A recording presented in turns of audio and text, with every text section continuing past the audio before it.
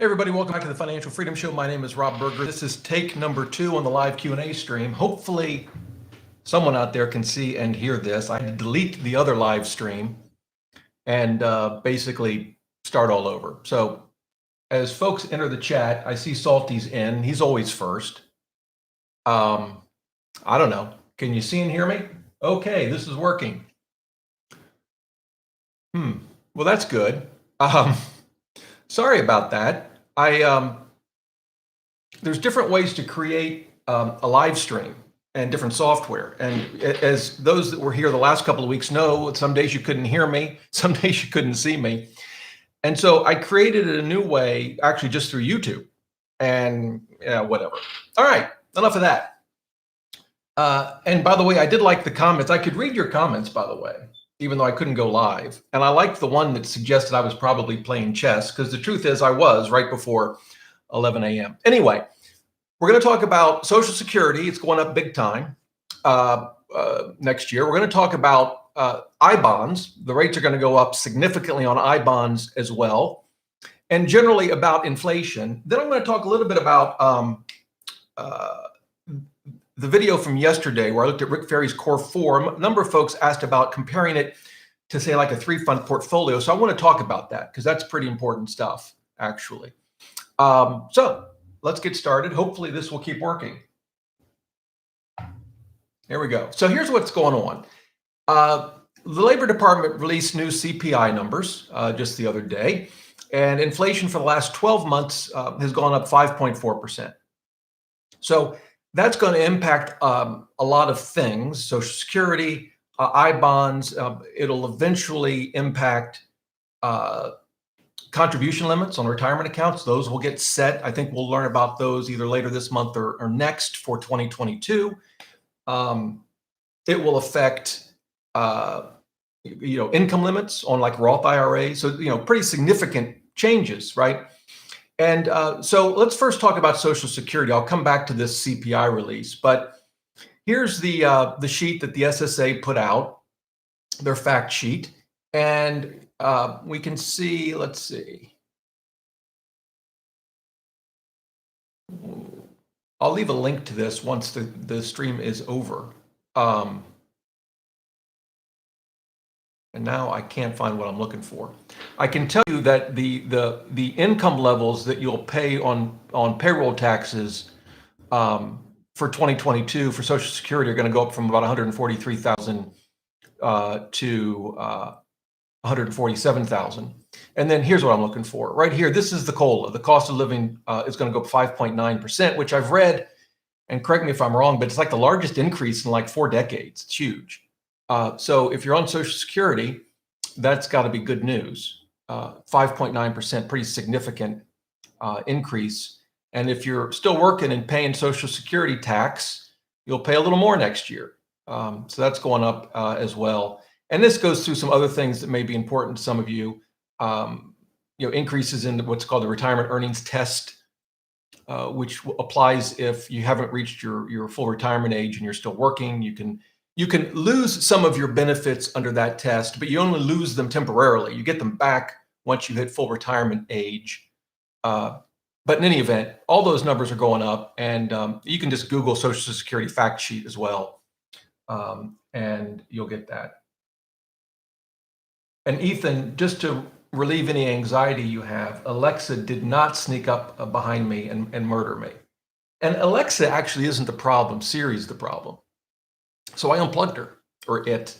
All right, so let's go to I-bonds, because that's pretty exciting, I think. So here's the deal on I-bonds. What they look at is the changes in the CPI use, the Consumer Price Index, for the last 6 months. So if we're looking at this release, it would be April to September. And if we add these up, you basically get kind of close to the increase or the inflation rate portion of an I-bond. There's some rounding here, so it's not exact. But the way, just so we're on the same page, the way an I-bond works is when you buy the I-bond, you get a fixed rate. Right now happens to be 0%. And that rate applies for the life of the bond. They're 30-year bonds. You don't have to hold them for 30 years. You can't get your money out the first year. You can take your money out after that. If it's within the first 5 years, you lose what, 3 months of interest. But the fixed rate applies for as long as you hold the bond. But there's also an inflation rate that changes, or in theory, I guess it could be the same from one period to the next, but it gets reevaluated and reset every 6 months based on changes in inflation. And so when you add up these numbers, and again, these are rounded, what you see on the screen now, it comes to 3.56%. That's for a 6 month period. So on an annualized basis, you're talking 7.12% that'll kick in November. So pretty significant. You can see, and I can leave a link to this below the video when we're done, but this is from Treasury Direct. It's where you would go to buy the I bonds. Per Social Security number, you can buy 10 grand a year. You can also get another 5 grand through tax by using tax refunds to purchase. But so there's a limit on how much you can buy. But this shows you some good data, and including the history of the fixed rate. You can see right now it's 0%. That changes every 6 months as well, or at least gets reevaluated and can change. As you can see, for most of the past really decade, it's been at or near 0%. You see a couple of periods where it was up to 50 basis points, but anything significantly above that, you're going back over a decade. Here's 2008, and you've really got to go back, 2 decades to get any numbers that, at least by today's standards, look kind of big. And then they also show you the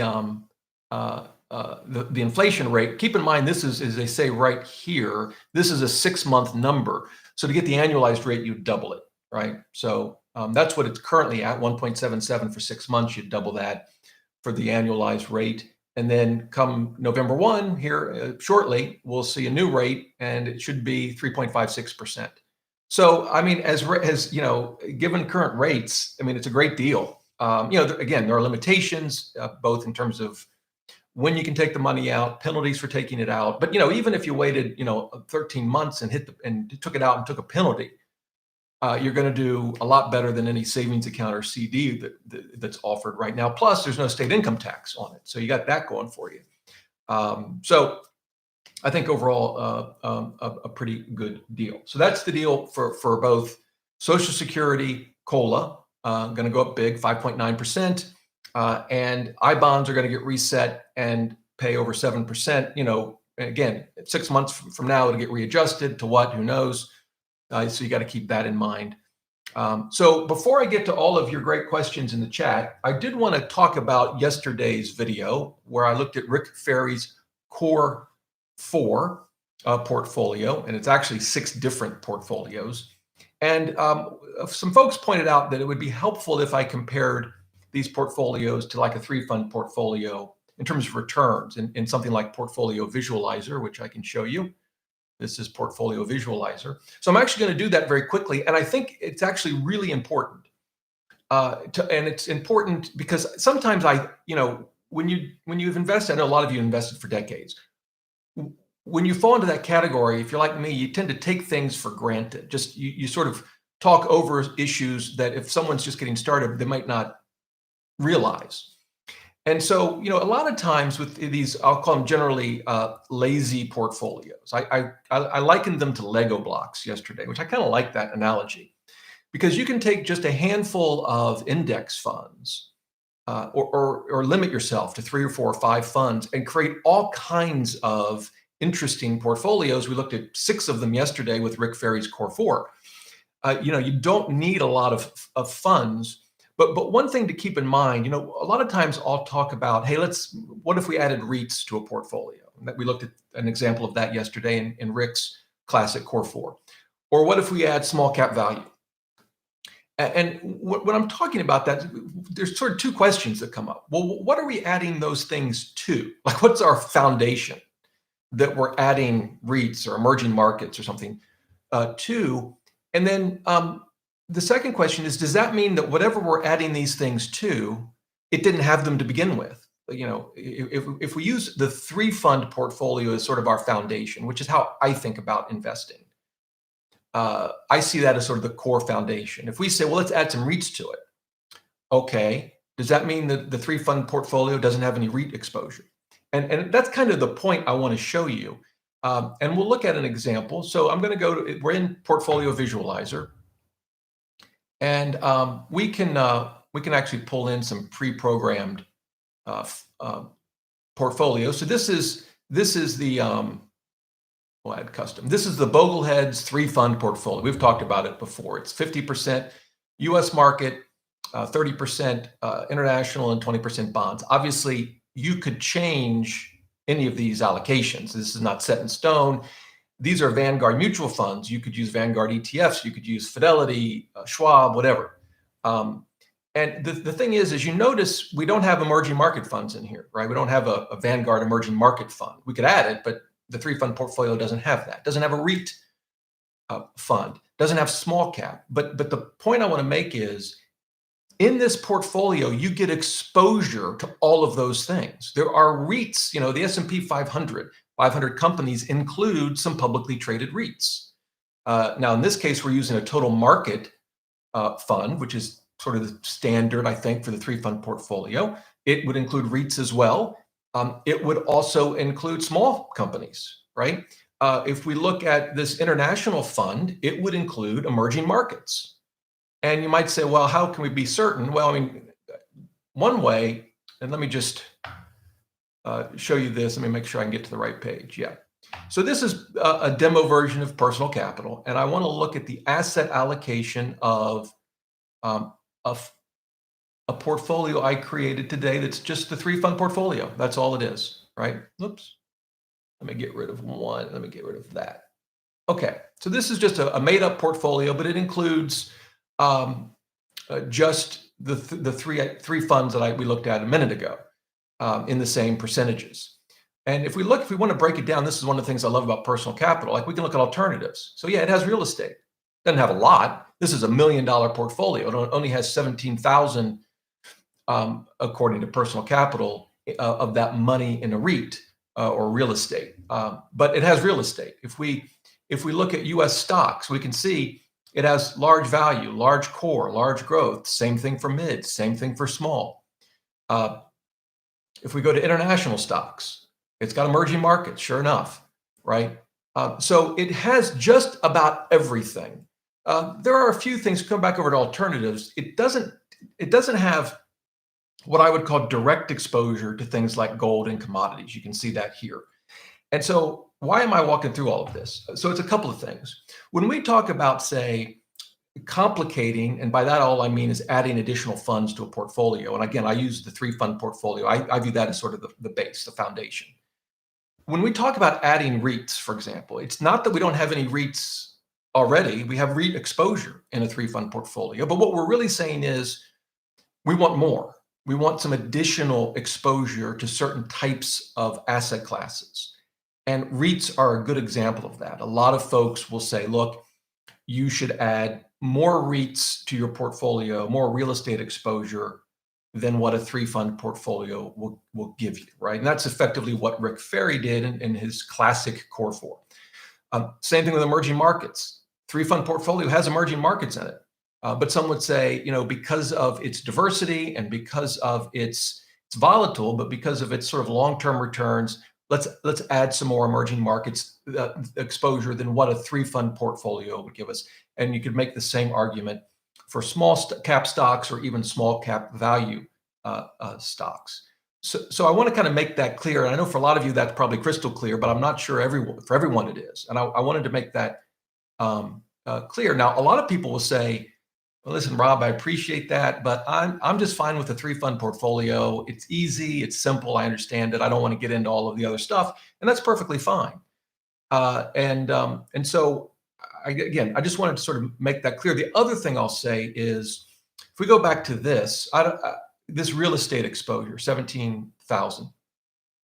I'm guessing what Personal Capital is doing is allocating.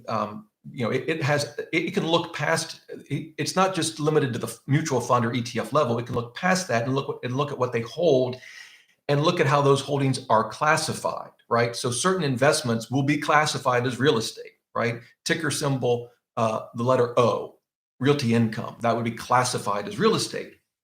Fair enough. The thing I want to point out, though, is you can get plenty of real estate exposure from companies that aren't classified as real estate, right? Companies own lots of real estate, and they may not be in the business of real estate, but how real estate performs could certainly affect the net worth of the company. That's particularly true with like commodities. I mean, think like Deere and Company, right? They sell tractors, so they don't sell corn. At least I don't think they do, and they don't sell wheat. But the price of those things significantly affects how Deere and Company is going to perform. So you can get sort of indirect exposure to commodities, gold, energy, obviously from energy companies. So I hope that's helpful. I don't know. That's how I think about it. So if we go back to Portfolio Visualizer, and we'll compare the three fund portfolio. I think they have Rick's Core 4 in here. Yeah. So they have Rick's Core 4. This would be, we looked at 6 versions of it yesterday. This would be his classic Core 4. Now, so it's pretty similar. It's not significantly different than the 3 fund. It's just that they add, this is a REIT fund. I think we looked at the ETF version, but it's the Vanguard REIT fund. And because he's got 8% there, they had to change the percentages here. And so what they did was they took 2% away from US stocks and 6% away from international. Again, these numbers aren't written in set in stone. You could say, well, I want 50% US and just 22 international or whatever. But that's the difference. And if we analyze these, here are the two portfolios, and it's over a pretty long period of time, 24 years. And so Rick's has outperformed by a little, not a lot, roughly the same volatility, although Rick's is actually a little less volatile. Now, the interesting question when I compare these things is I always want to ask why. Why do I think, in this case, Rick's portfolio outperformed by roughly, well, almost, I guess, 30 basis points? Why do you guys think? Why do you think Rick's portfolio over this time period outperformed a 3-fund portfolio? Any guesses? I mean, by the way, I don't know. I don't have the answer. I have an opinion. I always have an opinion. But the real question, I think, here is, did it outperform because it's got 8% in REITs? Yeah, Chris says less international. That would be my guess as well. In fact, we could start playing around with this, right? We could say, well, let's move this down a little bit. See, you got to be careful, but I guess we could move this down to 24, but that would mean this would go to 56.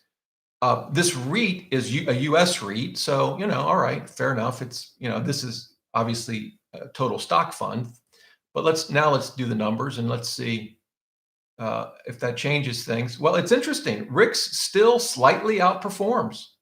So, I think that would tell me it's largely international, but maybe REITs had something to do with it after all. So anyway, that's how I think through all of these issues. In my mind, I start with a 3-fund portfolio. That to me is sort of home base, and you can stop there. You could even simplify it, right? Instead of using a US fund and an international fund, you could just use something like VT, which is a Vanguard's global fund. The reason I don't like that is, here's the deal. The fewer funds you use, the less control you have over the asset allocation. So with VT, it's roughly 60% US stocks, 40% international. We can actually look that up. Let me show you again, right? And I walk through this so you guys can go do this on your own, right? But we can go to the portfolio for VT. Yeah, so it's roughly 60-40, not quite. I really don't want to have 40% in international. I don't want that much. And that's okay. I can get what I want by taking VT and breaking it into 2 investments, one total US, one total international. Some will say, well, that's great, but I want to have complete control over just about I want to have complete control over how much I have in emerging markets and exactly how much I have in small cap value and REITs and commodities. And that's perfectly fine, good way to invest. Of course, depending on, I guess, the allocations. If you had 87% in commodities, I would be a little concerned, but you know what I mean. So the question for you is, how much control and precision do you want for each asset class? And the more precision you want, the more funds you have to invest in. And then, it complicates rebalancing, and it gets more complicated if you're like me, and we've got like a dozen different accounts between Roths and rollovers and inherited 401k, his and hers, right? HSAs. Now and some funds aren't available in the HSA or the 401k. And, it gets more and more complicated. And whatever you do, I always would go back and say, okay, but how does this compare to the 3-fund portfolio? And I'm going to do my portfolio. I use a 6-fund portfolio. I'm going to do a video on mine. I've actually not looked at how it compares to the 3-fund in a while, and it may underperform. That could be. So so there you go. That's how I think through my Lego block building strategy to investing. I think it makes sense in my mind. All right, so now I'm heading to the chat. Oh, before I get to the chat, actually, there is one email that I got, and I promised them that I would answer their question. I just have to find the email now. I think it's in my tasks. Here it is. Here we go. If I can open it up, I can read it. Okay. So this was an interesting question from Tony. He said, I recently found you on YouTube and became a fan. Thanks for sharing your knowledge. I'm reaching out with a question on how aggressive I should be, given that I will be receiving a pension.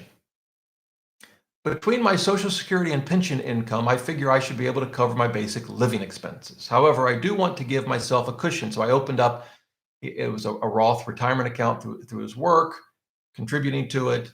Given that he's got, a couple of 1 or 2 decades before retirement, and I'll have a guaranteed source of income through my pension, what would be the pros and cons of taking an aggressive position with the new retirement plan he's opened up? And he gave me sort of a list of his funds and everything.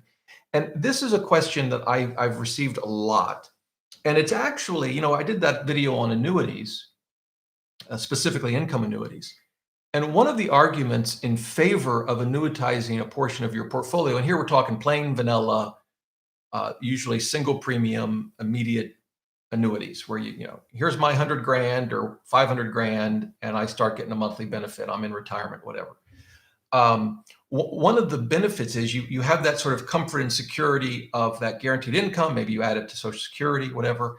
And if that can cover, sort of your bare bones expenses, then the theory is you'll be much more comfortable. I would say 2 things.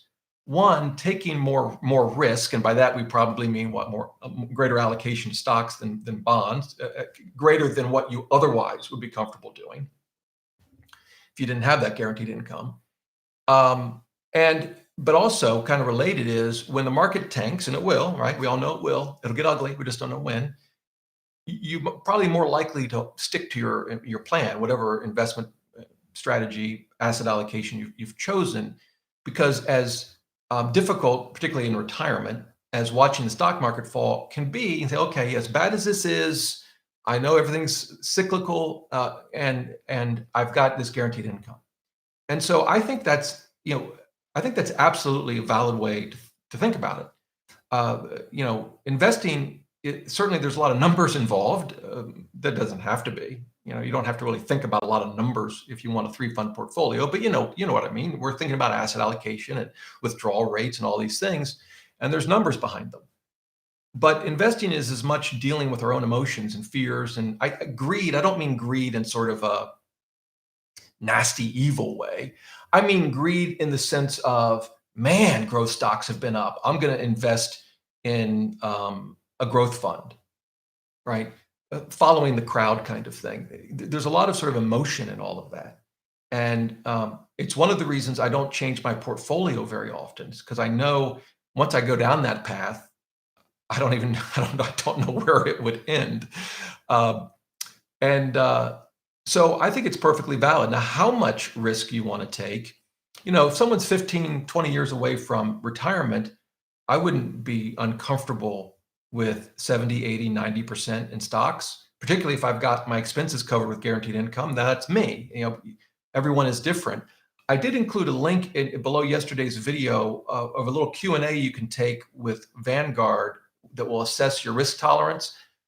I do think there's some significant limitations to all of those sorts of tools because they ask you questions like, how long do you want to invest? What would you do if the market fell by 30%? All these things. And we can sit there in the comfort of our home with the stock market doing okay and the world as we know it doing, I guess okay, and answer these questions. But it's a whole nother world to actually live through it. And those questionnaires don't take into account, well, things like Tony mentioned, things beyond your asset allocation, like guaranteed income, like how much debt do you have, flexibility on where you live. These sorts of things I think are just as important when we think about risk tolerance. All right, there you go. It's a great question, Tony. I mean, I think the way you're thinking through it makes sense to me. All right. Could I cover IRMAA and IRMAA rates? Well, I know what they are, but I've never had to deal with them, right? And I'm just seeing if I can pull up the numbers. If you're not familiar with IRMAA, they're additional payments. Actually, I think it stands for, I'm reading this now, here, I'll show you. Here we go. They had to do with Medicare. They're additional payments, income-related monthly adjustment amounts based on a person's adjusted gross income that may affect Medicare premiums. Now, the one thing I don't know, and let me see if I can find it, is whether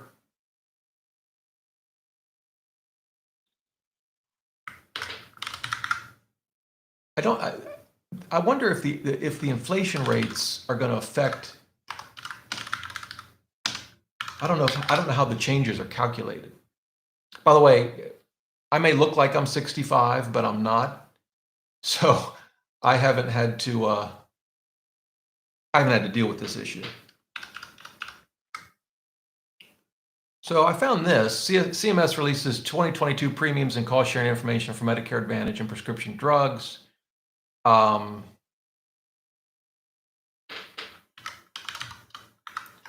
they don't have it. I don't know if this actually deals with the issue or not. I'll have to do more research on this because I don't know what the changes are for 2022. Or maybe one of you guys can do it and drop a link into the chat. That would be great.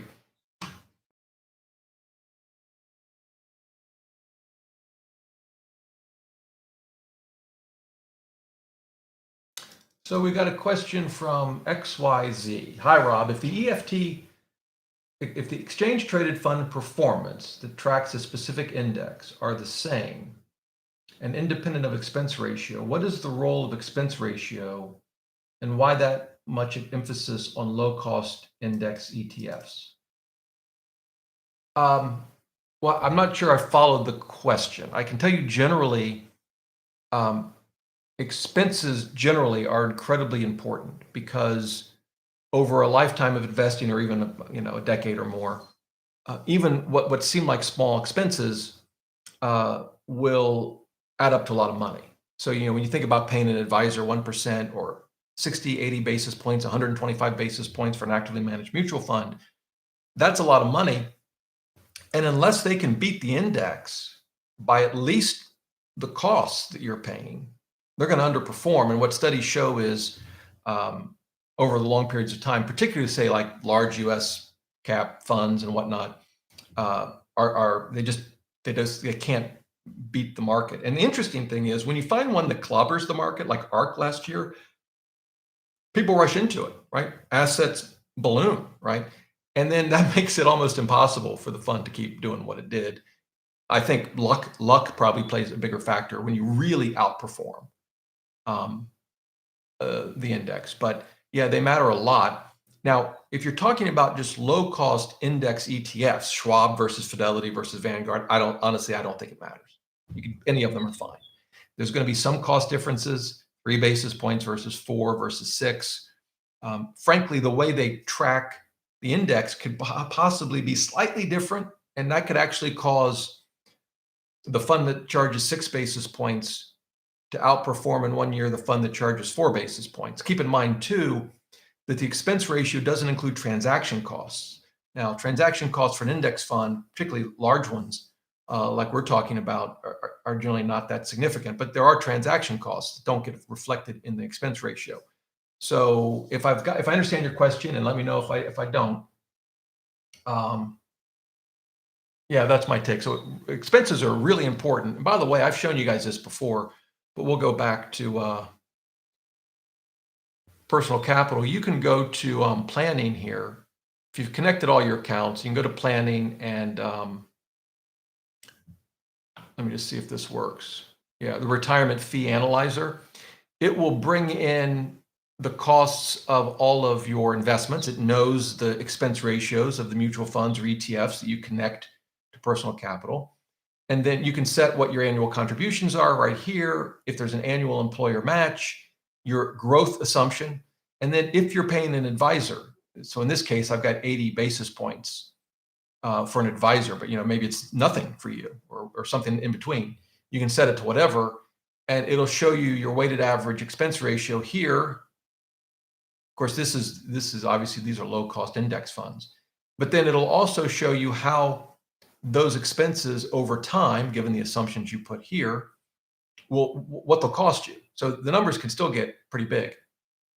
Now here we got big numbers because these are all sort of demo accounts. But even if you're talking hundreds of thousands of dollars or maybe a few million, even with 9 basis points or cheaper, if you've got 10, 20, 30 years to invest, or this stops at 61, but obviously we continue to invest through retirement. Even then, the fees can get really, really large. So that's a tool that you can use to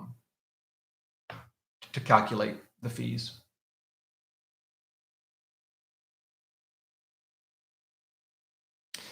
Yeah, the payroll tax limits may not be based on CPI. I know a lot of them are based on wage inflation, right? I think that's true of Social Security. Although I'm too young for Social Security too, notwithstanding the gray hair. All right.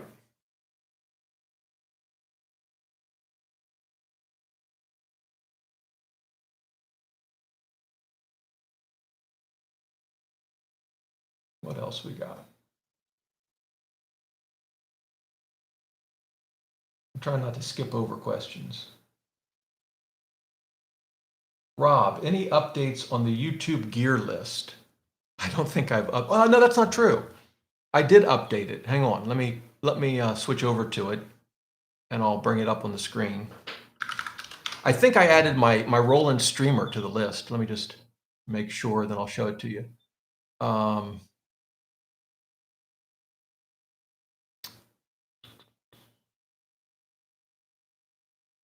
Yeah.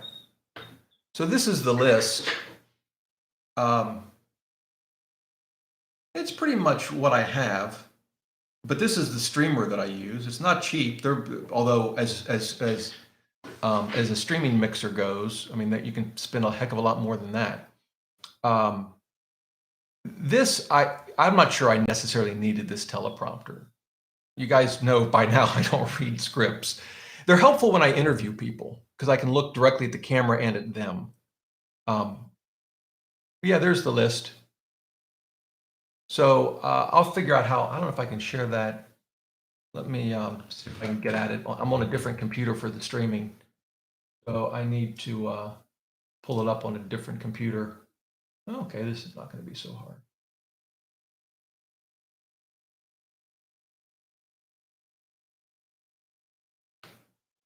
I can drop it in the chat.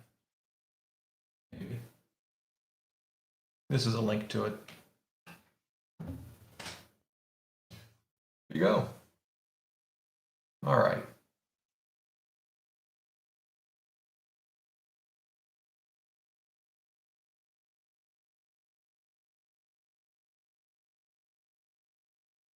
Oh.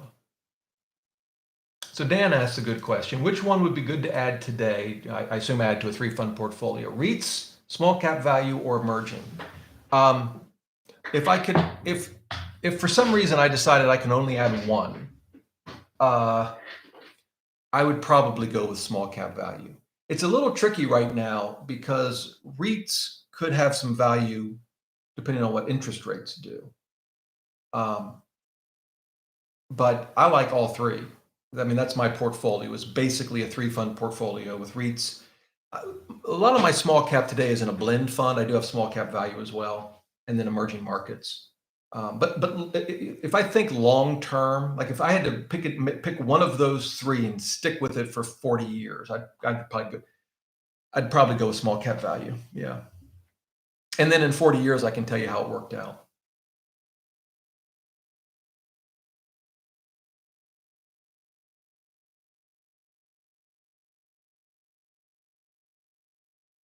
So Joseph asked the question that I don't think I'm smart enough to answer.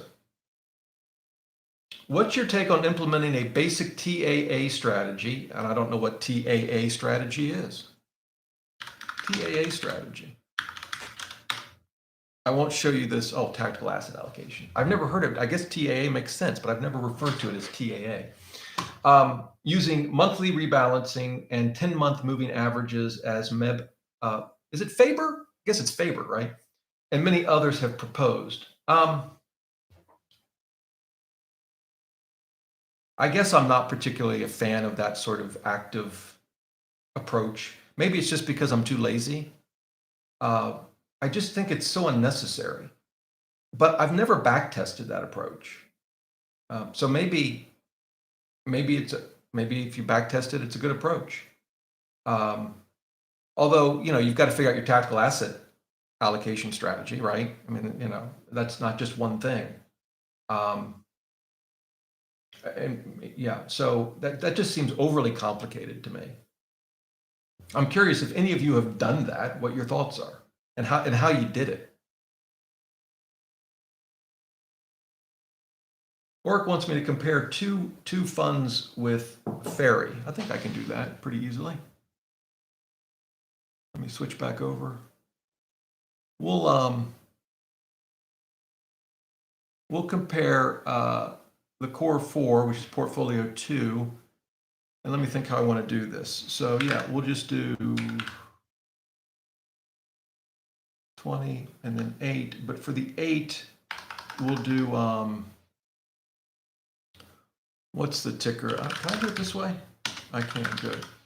We'll do small cap value. I think this is the one I've owned in the past. Whoops.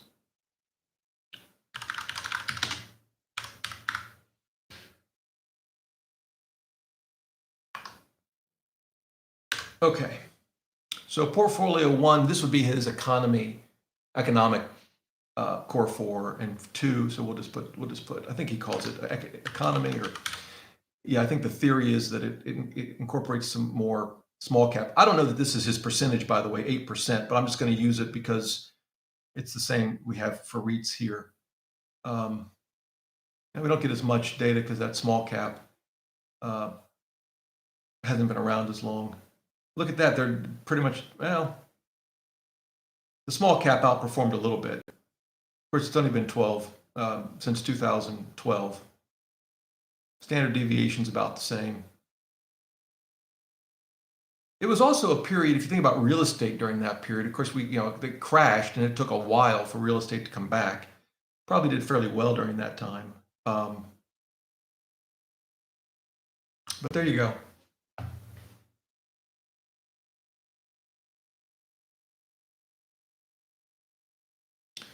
This is from RA. In a mutual fund video, you prefer mutual funds over ETFs. Have you changed your mind? No. The reason I talk about ETFs more is because when I'm using certain tools like M1 Finance or even Portfolio Visualizer, it's just easier to use the ETF. Well, in M1 Finance, you'd have to. But even like with Portfolio Visualizer, it's like, it's easier to remember two, 3-letter tickers than having to deal with five. And the kind of index funds we're talking about, I think ETFs and mutual funds are totally interchangeable. Where I get more concerned is with ETFs that aren't as liquid and actively traded in volumes, where you can get premium and discounts that stray from the net asset value um, of the fund. And so if I'm buying a Fidelity fund at Fidelity or a Vanguard fund at Vanguard, I'm just going to go with the mutual fund version. And there are arguments that ETFs have some tax efficiencies, and I think that can be true. But when you compare, like, the Vanguard S&P 500 mutual fund to an ETF, I mean, they're, I think, for all practical purposes, identical. And I don't have to worry about any premiums or discounts. Again, for funds like that, they tend to be minimal. But I certainly don't think using the ETF version is at all a mistake. I've just always used the mutual fund version.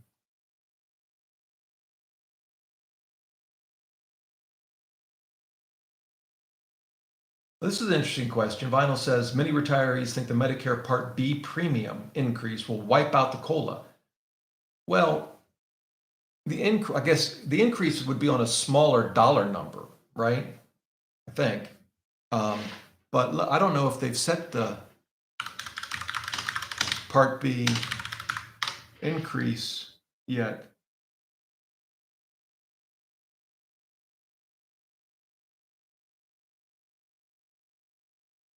Well, this is just one source that I'm looking at, and I don't know if how credible it is, but they're talking about $10 a month in 2022.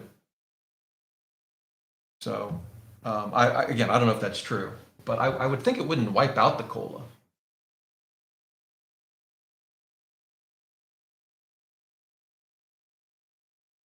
So Salty likes the leap options. He's saying leap options as a leverage strategy, 2 to 3 years out, deep in the money against a fund, high returns, half investment in stocks.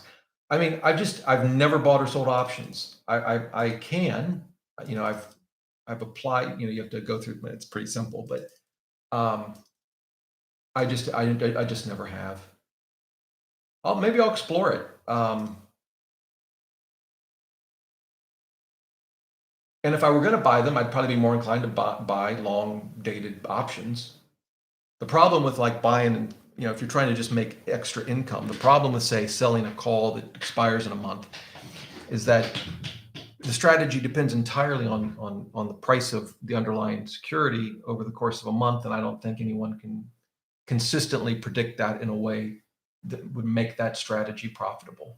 I'm sure maybe there's some exception out there. I've just never met them or heard of them. James says, I have a federal pension that covers my bills. Therefore, I'm 99% in stocks at 62 and will collect Social Security at 70. Sounds like, perfectly good place to be.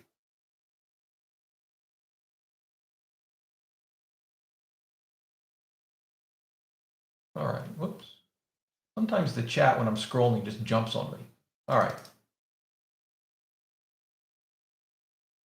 So Salty says, what is your feeling about the 2033 insolvency of the Social Security funds, thanks to the increase? Well, I mean, and I know this. But this is true for Medicare and Social Security. They redo these dates every year about when they're going to go insolvent. My view is, at least for current recipients and for folks that are close to receiving Social Security, I personally think the odds of you not getting, what you would get under the current, setup are pretty slim.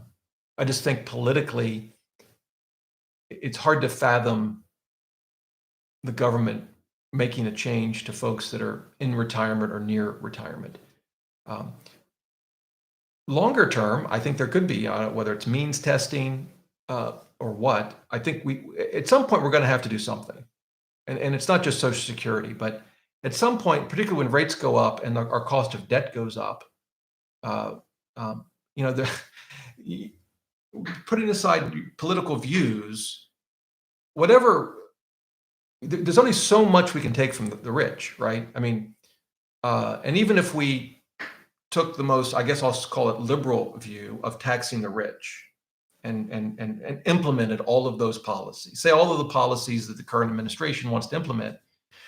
And I always can see pros and cons of just about any policy. It wouldn't come close to dealing with our debt. And the other thing is we wouldn't even get to a surplus on an annual basis, right? We'd still be deep in the red. So at some point, we're going to have to make some, I think, structural changes. They'll probably be forced upon us in some way, maybe because of interest rates. But I still think it's very unlikely that those changes would affect people who are currently in or near retirement. I just find that hard to believe. So that's my view. Oh, you can't put links in the chat. All right, sorry about that, Salty. I guess that's a security thing. I probably could change it, but then as soon as I did, bad things would probably happen.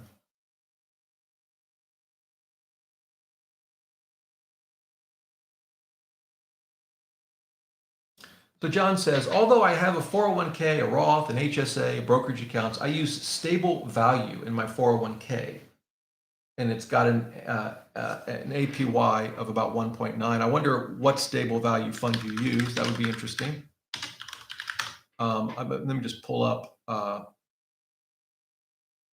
an example. Well, this is an institutional fund at Vanguard. I don't want to use that. I'm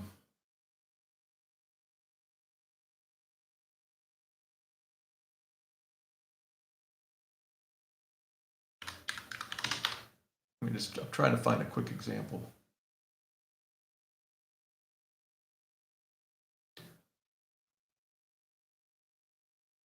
I've never used a stable value fund. I'm having a hard time finding an example. He says, to cover all of my fixed income allocation. Do you think this is reasonable? Well, I'd want to see what stable value fund you're using. The thing I would look at, and boy, I wish I could find an example.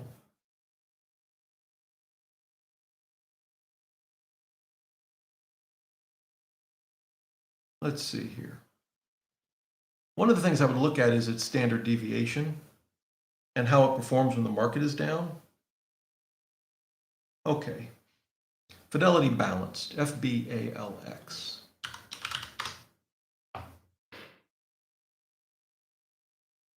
FBALX. So the first thing I'd go to actually is the portfolio of the fund. So it's a balanced fund, right? Meaning it has both stocks and bonds, but in this, just an example, I don't know, obviously, John, which funds you're invested in, but this is still 67%, I don't know how well you guys can see that, exposure to stocks, right?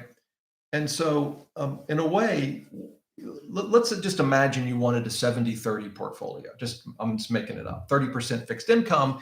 So you put 30% in this balanced fund. The thing to know is that you don't actually have a 70-30 portfolio, right? Because you've put 30% in a fund that has almost 70% in stocks. Now, yeah, I wanted to make sure. So sometimes you do have to be careful because they don't have shorts. I was just going to say, sometimes you could have short positions that effectively change your allocation, but they don't. So they're long, almost 70% stocks. So that's the thing that I think I would be concerned with, or at least, I would factor that into my decisions. And if we go to risk,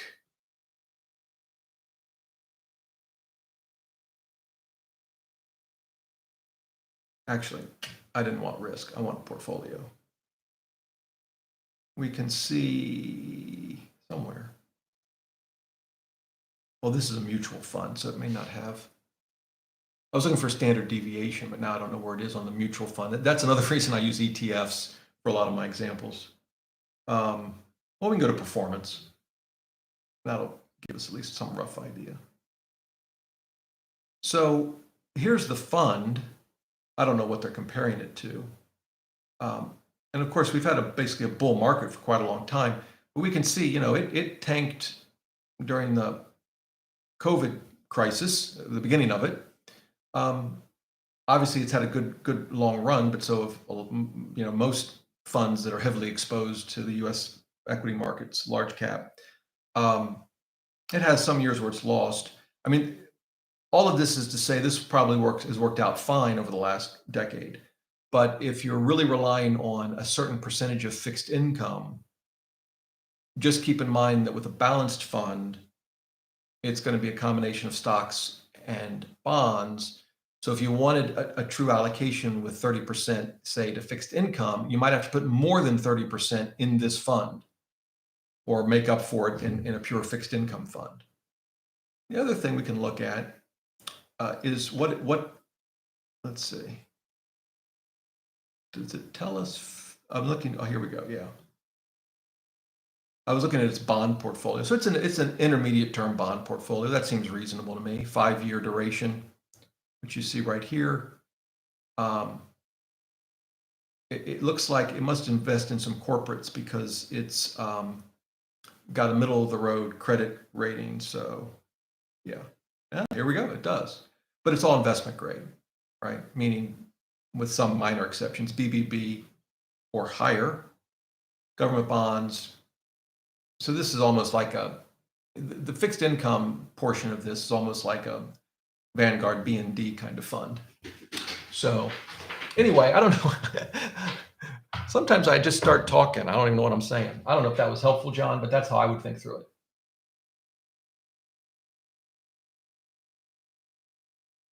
Yeah, I mean, Vinyl's right. A managed fund it could beat the index, I guess, in a bear market, maybe, right? But it's certainly in a bull market, it's certainly not going to beat a relevant index.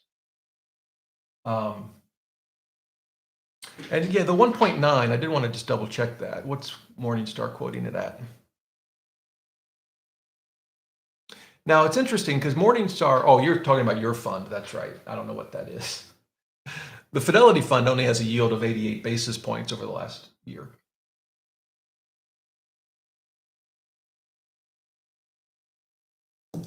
Ethan wants to know how last week's DFA ETF research went. Not well at all. I've put it did make my to-do list. So I got that going for me.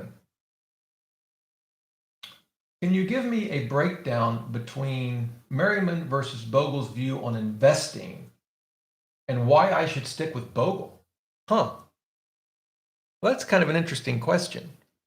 So Paul, who's a friend of mine, and maybe I'll have him, I'm curious, you'll leave this in the comments and I won't get to it for like 10 minutes, but I've thought about doing interviews on the YouTube channel, and Paul's a friend of mine, and I'm sure he would come on the show and we could just, talk I could interview him and I could ask him, because he definitely has views that are different than Jack Bogle's views. I think Bogle was quite he just loves simplicity. I mean, it was sort of at the heart of Vanguard.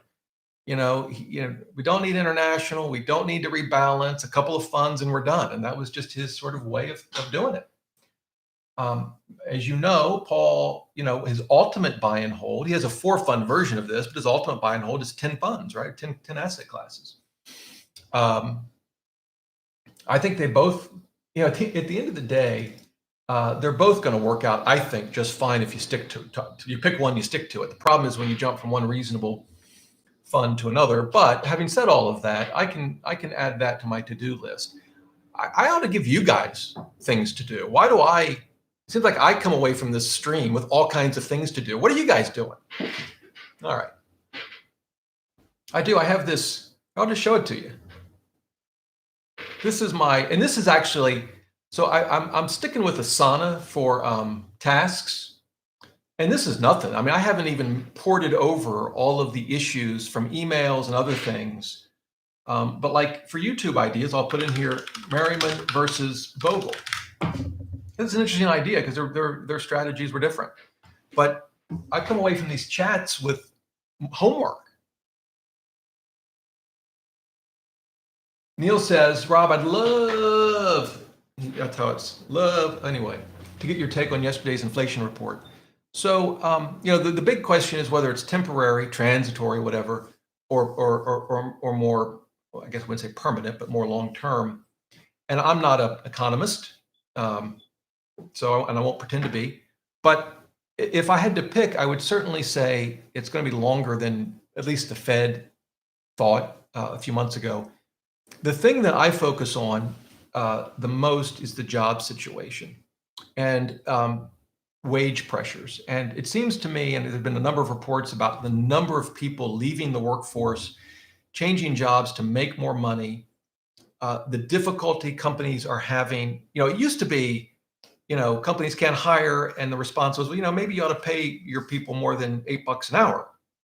Now it's, I'm only making 15 or 20, and people are leaving. And I have sort of anecdotal experiences with that through friends and family that work at different places, and people, leaving a $20 an hour retail job that was, pretty easy because they want more money. And so I see a lot of wage pressure, both again in reports. I tend to watch Squawk Box in the morning. The three of them are fun to watch if you watch that show. Um, and they talk about a lot of these issues. They bring in a lot of experts and a lot of reports. And by the way, I don't really change my investing at all based on any of this, really. Or I don't. Um, uh, but I do think wage pressure is the story. And if that continues, it's going to drive up costs throughout the whole system. Now, there's the supply chain, right? And all the ships outside, was it San Francisco or wherever they're coming in California, LA, and they can't get in. And that's certainly causing problems. That strikes me as probably more, I would think, more short term. That will eventually, I don't know when, a few months, whatever, resolve itself. But the wage pressure is kind of interesting. The other thing that I find interesting is, the folks that are my age and older, and particularly I'll say older, they're going to start dying. It's just the way life works. And they're going to start leaving a lot of money to a lot of people, right? Enough to, I'm curious what the effect that will have on consumption, employment, because there's, we live in an extremely wealthy country, and a lot of money is going to be pushed down to the next generation. And I am curious how that will affect everything, but that's longer term and I guess slower. But that's my take on the inflation report. I mean, it doesn't surprise me. I mean, the inflation report, it was basically consistent with the last few months. I think up, what, a tenth of a point of a percentage as compared to the 12 months as of the month earlier, I think. It didn't really surprise me. Peter asks, does it still make sense to contribute to a Roth retirement account if you're in the 32% tax bracket and living in the high income state like New York? Do you recommend having some pre-tax to have some pre-tax to be 24%? I'm not sure I followed the last question, unless contributing would put you in a lower tax bracket. But certainly if you live in a high income tax state, and that's particularly true at the moment when you can't deduct that, or the SALT limits, and you're in a federal bracket that starts with a 3, I think at that point I'd probably be focused primarily on traditional. That'd probably be my choice. But you have to look at how much you already have in traditional. One of the ways to actually do this is to project into the future what your RMDs will be. You can do that with a tool with New Retirement, which I'm going to do. Again, that's on my to-do list. A long video on how to use New Retirement and On Trajectory. Those are two of the tools I'm focused on at the moment. But New Retirement will, and if you have access to eMoney Advisor, it does this as well. But it will project out. But it has to make some assumptions, of course, what your RMDs will be when you're 72, I guess it is now, and what tax bracket you'll be in. Because that's ultimately I think for a lot of people, that's the question. When I'm forced to take money out of traditional retirement accounts, what tax bracket will that put me in? And how can I sort of smooth out those tax liabilities, even if that means either contributing to a Roth now or doing conversions and triggering the taxes? But certainly, when your tax bracket at the federal level starts with a 3 and you live in New York or California, for example, I would seriously be focused. For me, and my choice, it would probably be traditional.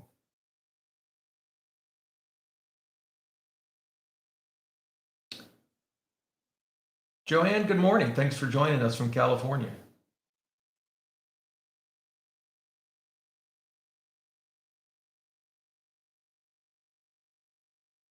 So Bob says the IRMAA is indexed to inflation. Well, there you go. The modified adjusted gross income amount was frozen for a few years, but is again rising with inflation. All right, good to know.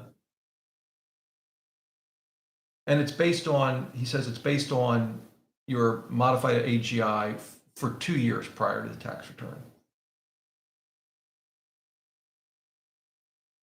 Yeah, and I guess once you make over a certain amount from whatever sources, there's really no tax planning to be done, right? You're gonna pay it. All right. In terms of tax brackets and all that, once all of that's released, I'll do a video on it, like with retirement accounts and the new contributions. I'll probably just lump it all in one video and I'll do that. So Jim asks, hi Rob, would you agree that paying off a mortgage opens one's option to shift portfolio asset allocation? It's interesting, these questions, and it's a good way to think about it, how things outside of our investments, how much debt you have, do you have a mortgage or not, guaranteed sources of income, all of these sort of external factors affect asset allocation. And I think they do. And I think I can tell you I'm more comfortable taking more risk with my portfolio because we have no debt. Now, the real trick is then how do you translate that into an actual asset allocation? And that's as much art as it is science, or as much art as it is back testing. But I absolutely do think, Jim, that lack of debt, including a mortgage, is relevant uh, to risk tolerance. The one thing I would say, though, is remember, like with something with the 4% rule, Bengen found 50 to 75% in equities was sort of the sweet spot. And so even if you're debt free, and even if you have some guaranteed sources of income somewhere, if you still need, let's say, 4% from your portfolio in year one of retirement, and you're going to adjust that for inflation, I would think twice before moving below 50% or above 75% in equities. Now, again, it's not that range is set in stone and Bengen, is gospel. But I think it's generally correct. By the way, one video I'm working on that I think is a cool topic, and maybe some of you have come across it, is this idea of a permanent or perpetual withdrawal rate. So actually, I'm hoping to publish this video tomorrow. But the safe withdrawal rate is you start with a percentage, let's say 4%, you adjust for inflation, and based on historical data, you won't run out of money for 30 years, right? But what that kind of glosses over is you may not run out of money, but you could come real close. Or during that 30-year period, you could really take a nosedive, and it's like you're in the plane and you're heading right straight down. But historically, you got saved because of a bull market, and just before you crashed at year 17, it took back off again. I don't like that idea. I don't want a bumpy plane ride in retirement. I want nice and smooth. And I don't want to be, 29 years into retirement looking at, I'm practically down to just 1 year's worth of expenses left thinking, boy, I sure hope I die in the next year so I don't run out of money. So this idea of permanent or perpetual is, all right, what percentage could we take out so that not only would we never run out of money, again, based on historical data. So yes, things could always get worse, but based on historical data, not only would we never run out of money, but whatever we started with, we'd keep that amount of money adjusted for inflation. So if you start with $1 million, how much can we take out each year so that $1 million will be there plus adjustments for inflation on that $1 million? And if you think about it, so like foundations, that's how they have to think, right? Yale doesn't think, well, we need a safe withdrawal rate so we won't run out of money for 30 years. They don't want to ever run out of money in their foundation. And early retirees, if you're retired in your 30s or 40s, you're basically looking at a perpetual withdrawal rate. What is that? And even for folks like me who maybe are a little older than 30 or 40, I'd still like to know what it is because it kind of is, it would be somewhat of a comforting floor to know that I could spend X% in year one adjusted for inflation. And then based on historical data going back over 100 years, I'll never run out of money. And I've done some research on it. And the thing that surprises me is that number, that percent. If I didn't know, and I say, okay, well, if the safe withdrawal rate's 4%, I want what's the number for permanent, and my portfolio not only will not go down, but it'll actually go up by the rate of inflation. I don't know, 1%, 2%. I don't know. That'd be my guess. It surprised me. So I'll have that video for you, hopefully tomorrow.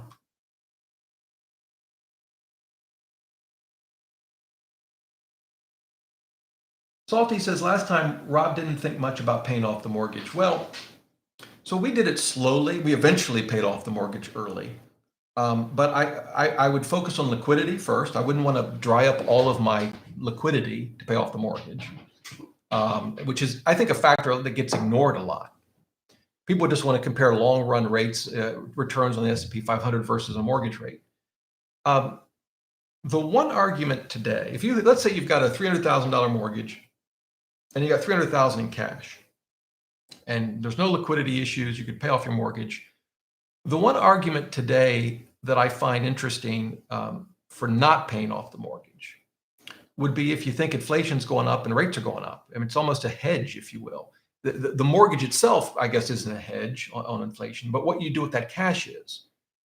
And so if, I guess you could put it in I bonds. The downside to doing that, well, you can't put 300,000 in I bonds, so I guess that's not practical. But if you think savings rates in a couple of years are going to be 5%, and you're paying 2.5 right now, or 2 3/4 on a mortgage, you could have it in a super safe investment, and you kind of hedge inflation in a way. Of course, the problem is, what if rates don't go up? I know we all think they will. Well, maybe we all don't. A lot of people do. It seems like logical that they would, but they may not. Beyond that, I didn't find looking at the numbers to be all that helpful in making the decision. I understand what the historical returns are for stocks. And yes, that was higher than our mortgage rate. But one's a guaranteed investment. If I pay off my mortgage, I'm guaranteed to save X%, factor in taxes as well. The other's not. And after a while, it was just like, yeah, we've been throwing chunks of money at it, and let's just be done with it. That's my answer.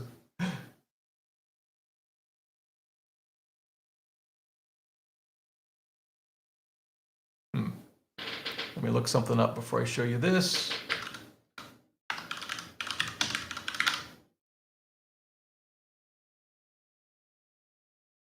Oh, yeah. Doesn't make sense to show you. Nicola wants to know about synthetic ETFs. Are they too risky for long-term investments or for long-term investors? I guess my question would be, why do you think you need synthetic ETFs, right? That would be the question. They use derivatives, swaps, all these different things, which I won't pretend to completely understand. But my question would be, why? Why do you want them? So Akeem wants to know about interactive brokers. I have never personally used it. I've heard very, very good things about it, particularly if you're an active trader. James says you don't pay capital gains on Vanguard mutual funds. I'm assuming what you mean is why you hold them. And yeah, I've not had a capital gains distribution on my Vanguard funds. Obviously, if you sell it, when you sell and you have a gain, you do. But yeah. By the way, that's relevant to the whole mutual fund versus ETF discussion.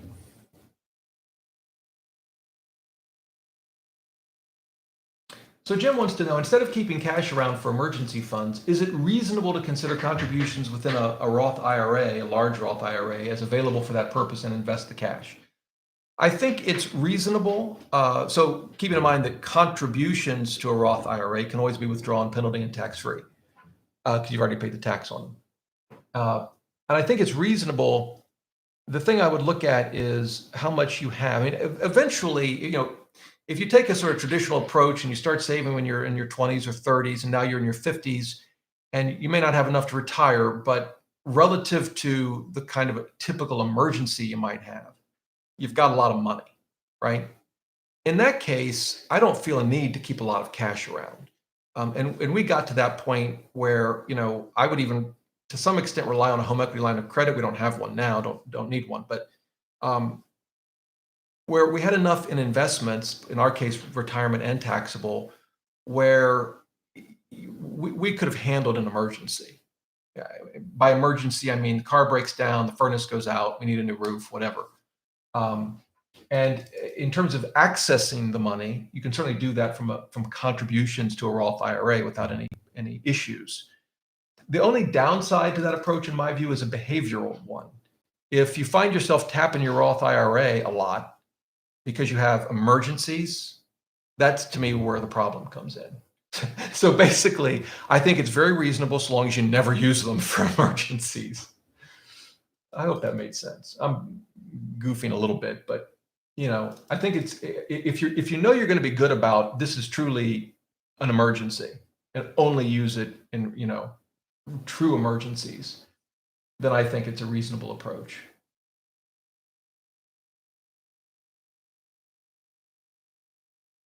So Dan asked an interesting question. He's retired. He's 63. He says he has a 40-60 allocation. So some 40% stocks, 60% bonds. He wants to gradually become more aggressive. And so he's thinking of moving something like 2% of bonds from bonds to cash each year for 2 years. So and he wants to know if that makes sense. So that would take you from 40-60 to 60-40. And I'm going to assume there are no tax issues for doing that. It's all in a retirement account. I think it's perfectly reasonable. I mean, I could think of a couple dozen different other reasonable approaches, right? But I don't see any problem with that. Now, by the way, if you want to compare that approach to, say, doing it all right now, that's the whole lump sum versus dollar cost averaging kind of question. I generally favor lump sum. But if you're going to do dollar cost averaging, the thing I'd recommend is you come up with a plan ahead of time, a set schedule, and you follow it no matter what. The problem is we get nervous, things happen. Oh, maybe I'll wait a month. And now you're just sort of timing the market. At least for me, I know that would lead to bad things.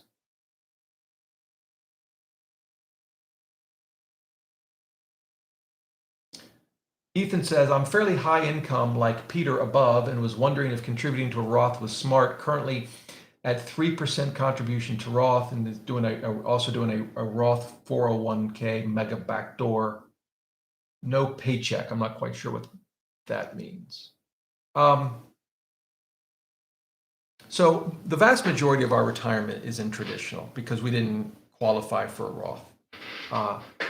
I now contribute to a Roth 401k, and although we're not in the same tax brackets as we used to be, and so if I were in a bracket that began with a 3, I'm not. I would probably it would be a tough decision because of the tax savings, particularly if you add in a high income tax state like New York or California. But there is part of me that likes having Roth and kind of hedging my bets. Some say you should diversify between Roth and traditional. Kitsy's actually did an interesting article on that. Let me see if I can find it, since I can drop links in the chat.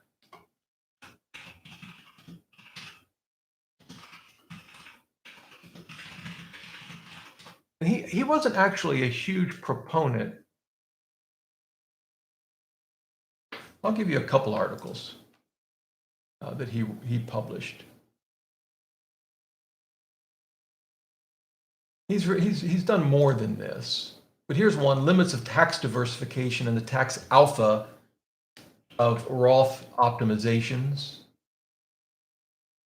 So there's one that might be of interest to you. Roth versus traditional: the 4 factors that determine which is best. And I'll read this myself. See, I'm going to give myself another to-do item. Although I think I've already got it on my list. And I'm going to do a video on sort of Roth versus traditional and another one on Roth conversions. But his stuff is great. So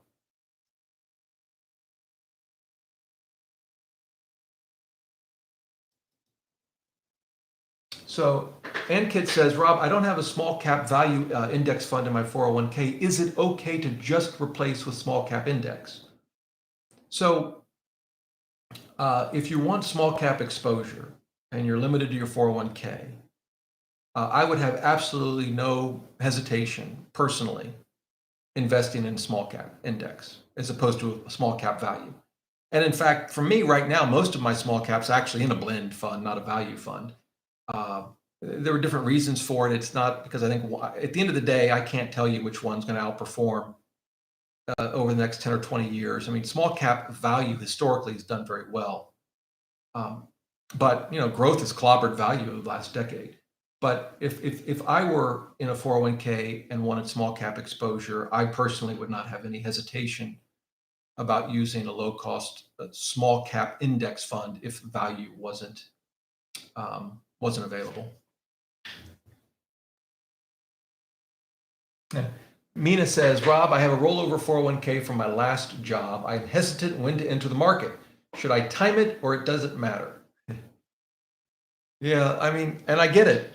It's nerve wracking. What's the market doing today? It's up, right? Well, it was, I haven't even looked at it, but oh yeah, it's up.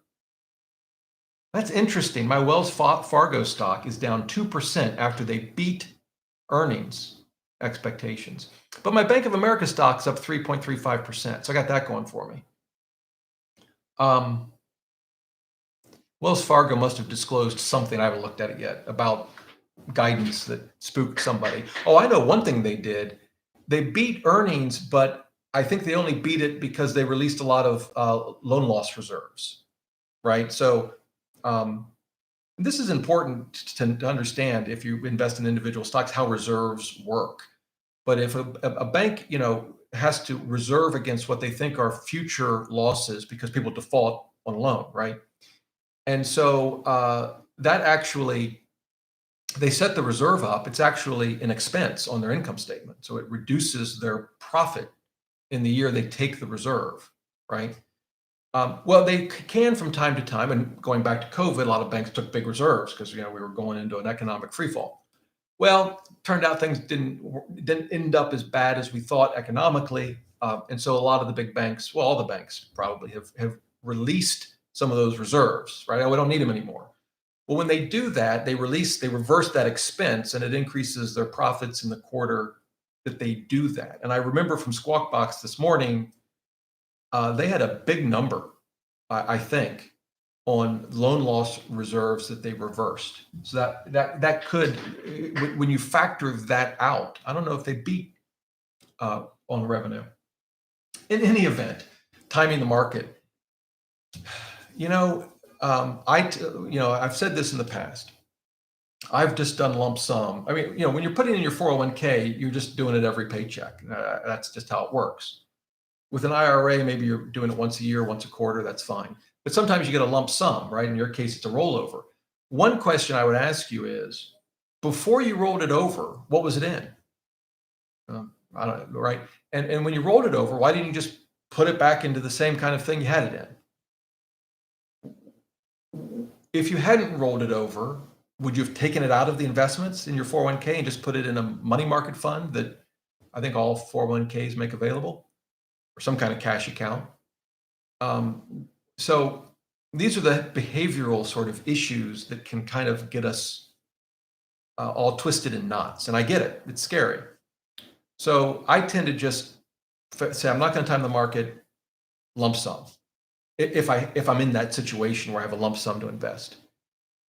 If that makes you nervous and you want a dollar cost average over a period of time, like we talked about just a minute ago, where they were going to go from 40-60 to 60-40, I would just put it in writing. I'd write myself a note. Here's what I'm going to do every month or quarter or whatever. I'm going to do this. Which way will turn out to be better? If you just put it all in now, or you dollar cost averaged over a year, let's say, there's just no way to know, right? There's just, I don't know. You don't know. No one knows. I would say most of the time, lump sum works out because most of the time, over say a year's period of time, markets are up. And that's true every single year, except for the years in which it's not true. And I know I'm being a little goofy, but that's just, the important thing about investing, one of the important things is knowing what you don't know.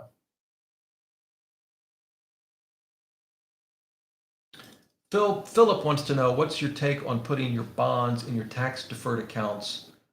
With the current low yields, does it still make sense? Yeah, it's a good question. So the idea is you put bonds in a retirement account because they generate interest every year that's taxed as ordinary income. But right now, yields are so low that they don't produce much income. So they don't produce much in taxes. So I think today that argument it's harder to argue that you should put all your bonds in a retirement account.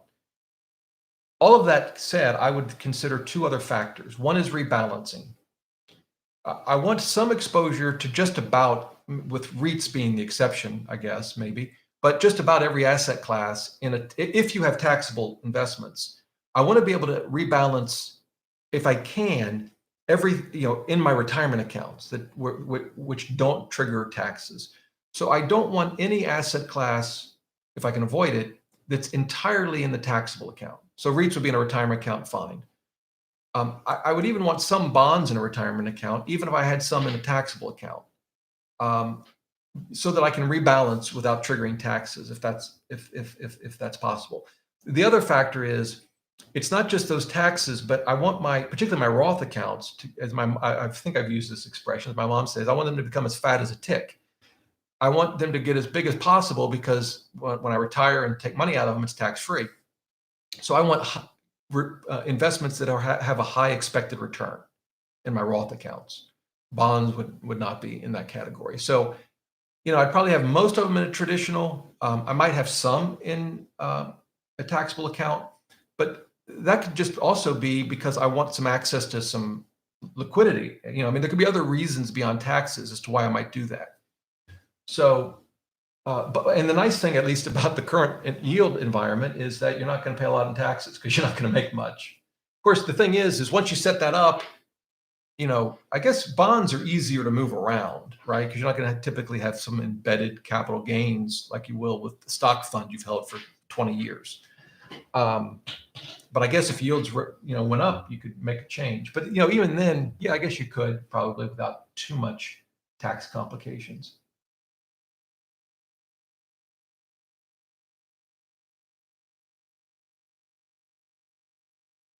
Curtis wants to know the best place to keep cash that you'll use in the next 3 years, specific ETF, a stock, or a bond.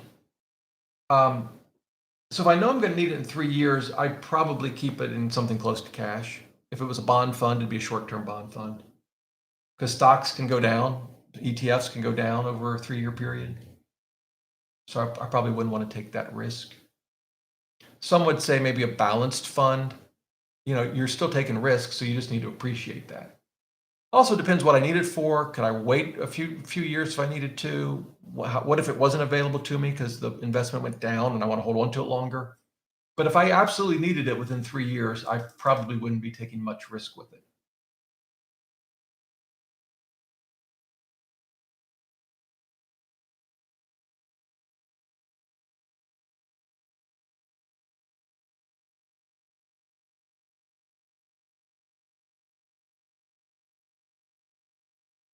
Philip wants to know, this is a great question.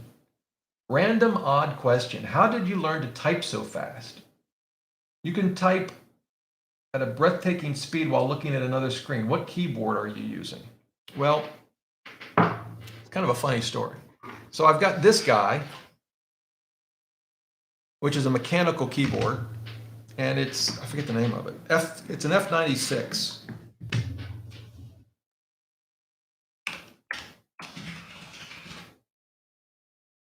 I'll drop this in the chat.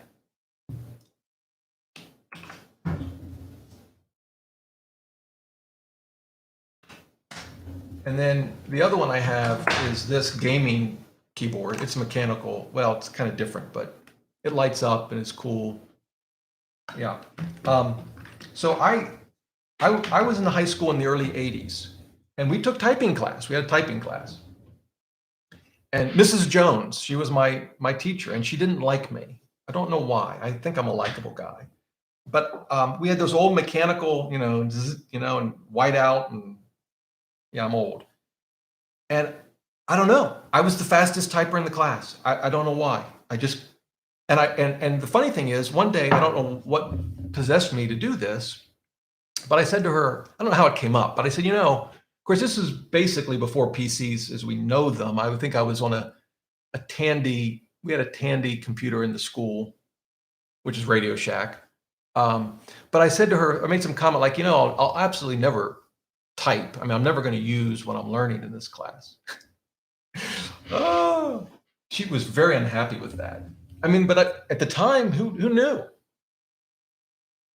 So there you go. And I don't know why I type fast, but there you go.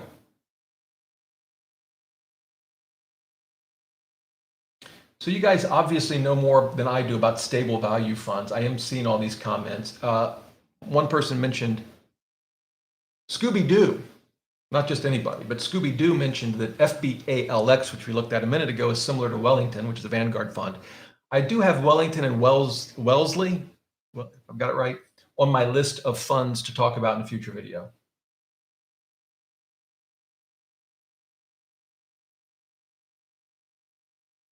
All right. John says, VU 80% and Vanguard's Tips Fund 20% and sleep well. Perfectly reasonable approach. Let's see. Ethan says, would love interviews and would love to hear from Paul. I think I'll do a few. And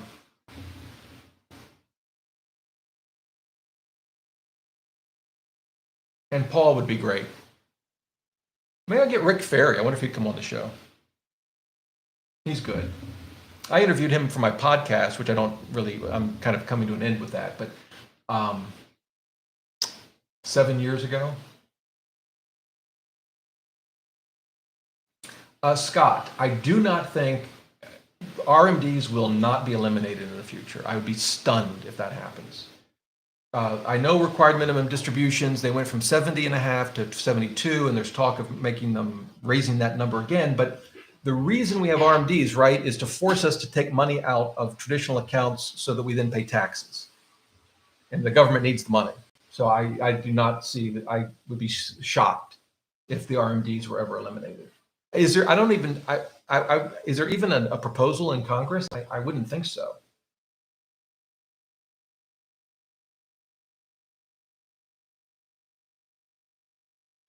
Junior SVT, greetings from Kuwait. Glad I stopped by. I've been watching your videos for a few days. Well, thank you and welcome.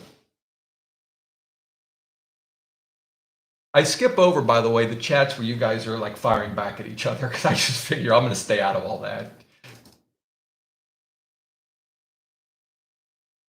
Akeem on the interactive broker platform, he says, I didn't know this. You can't use M1 Finance outside the US. Yeah, I mean, Interactive Brokers is, I think, a highly regarded trading platform. Again, I've not used it.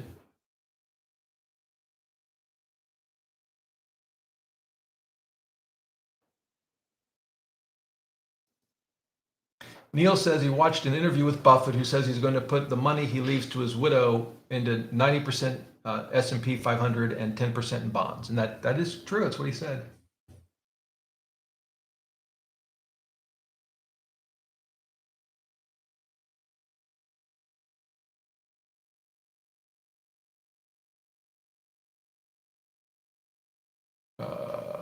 Okay. You know what I'm going to start doing? Let's do this. If you want to ask me a question, some people put @ and then my name. Do that because it lights up orange. And I'm going to skip to the orange ones. Ethan, he says, we talked fitness last week. This week, non-finance topic. What is your diet? So it's been a progression over about 5 years. It went to only good carbs for a while. So carbs from vegetables, brown rice noodles. But I had a lot of bad things in my diet. Here's mints and Spark, which is like a vitamin drink, but probably not that good for you. And for protein shakes, I'd use muscle milk powder, which is crappy. And then about a year ago, at the suggestion of my physical therapist, who's the one that takes needles and drives them into my back, I kind of went totally clean, which meant no processed food. So like pasta was out. The limited bread that I ate was out. So I would get carbs. Well, like I didn't finish it, but I had this Siggy's yogurt. This is vanilla, but it has very little sugar in it, and blueberries. A lot of almond butter. I get my carbs from vegetables, obviously fruits. I have bananas about every day, yogurt, blueberries. I eat a lot of quinoa, which has good carbs, and uh, protein. Um, I do protein shakes now with, it's usually after a workout. What's it called? Is it Ascend? Ascend, I think. Yeah, Ascend. I think I got this from Tim Ferriss. Ascent. Sorry, it's Ascent. Here we go. That's my protein powder, which, by the way, is not nearly as good as muscle milk, which tells me it's better for me. Try to eat lean protein, chicken, salmon. I have some red meat, not a lot. I have, eggs, some bacon. My vegetables of choice are broccoli and asparagus, usually grilled. But I'll cheat. I rarely eat refined sugar of any kind. So a cheat for me might be like a bowl of, but this would have sugar in it, I guess, but a bowl of cereal, like Raisin Bran or something. I guess that probably has a lot of sugar. That would be a cheat though. I do eat dark, super dark chocolate. Usually just a square or two a day. It's got very little sugar, and unless you're used to it, I love it. But most people would like, ooh, what was that? There you go. That's my diet. I'm not on a diet. I eat plenty of calories. Um,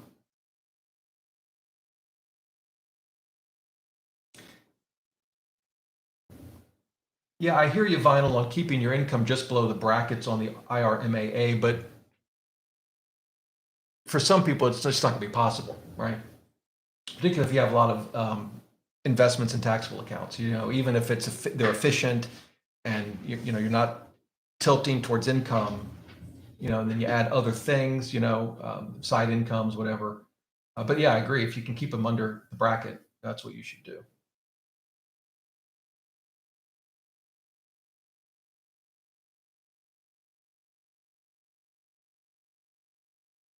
So Larry says, I don't know if this is in reference to someone else, but he wants to know what a 2x or 3x fund is. And I assume he's just referring to a leveraged ETF, which we talked about. We looked at TQQQ the other day in the video, where they use leverage and maybe some options or derivatives or something. An option is a derivative, but to on a daily basis earn 2x or 3x an index. The TQQQ is on the QQQ, which is the NASDAQ 100.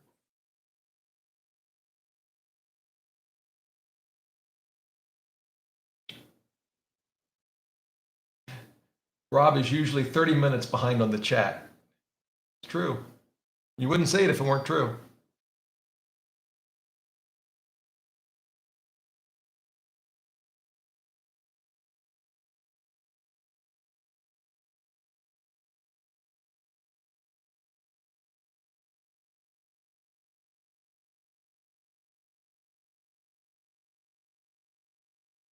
What else we got? While I'm looking for another question to answer, I want to show you something.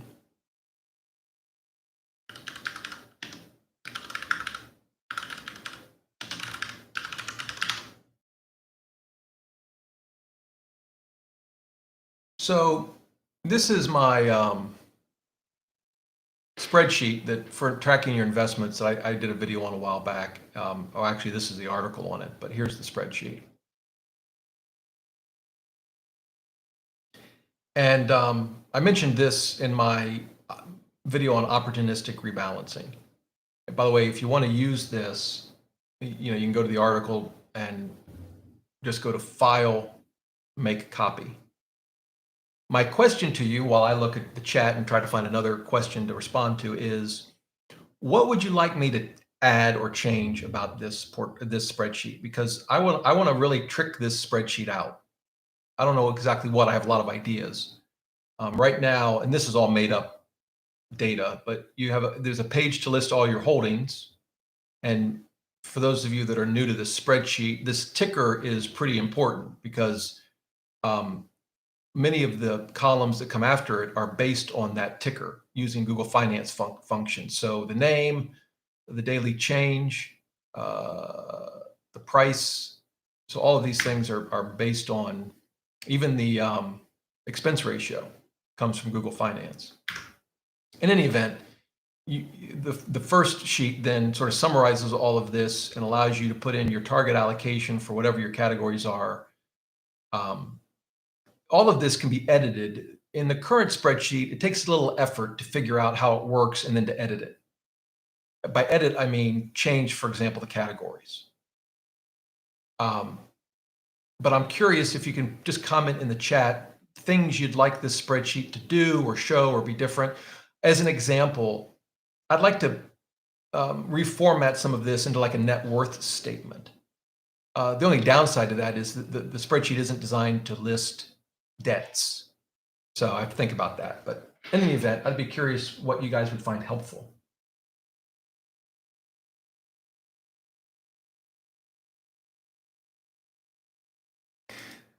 And then once you're done with that, I'll put up a chess problem for Salty.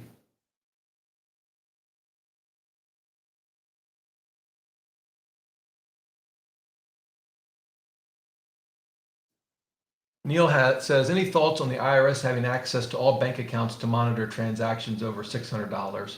I think it's ridiculous.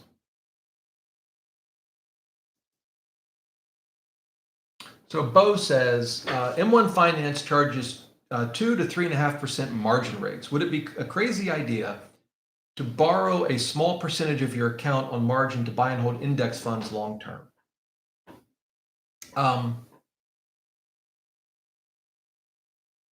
Yes, I think it would be. I don't know that I would describe it as a crazy idea, but I think generally investing on margin is a bad idea. Bad things can happen in the market. You don't want a margin call. You know, some would say, well, I'll borrow just such a tiny amount that there could, as a practical matter, never be a margin call. But then it's like, well, okay, well, what benefit is this really? What benefit is this really giving you? By the way, you can get rates lower than that.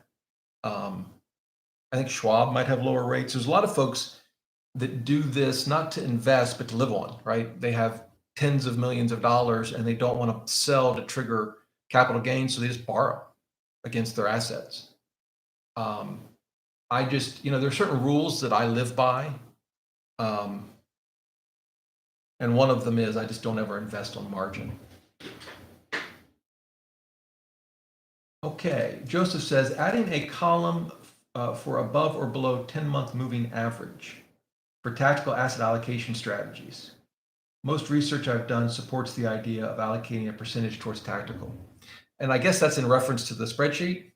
I don't know if it can do that. I'll have to think about that.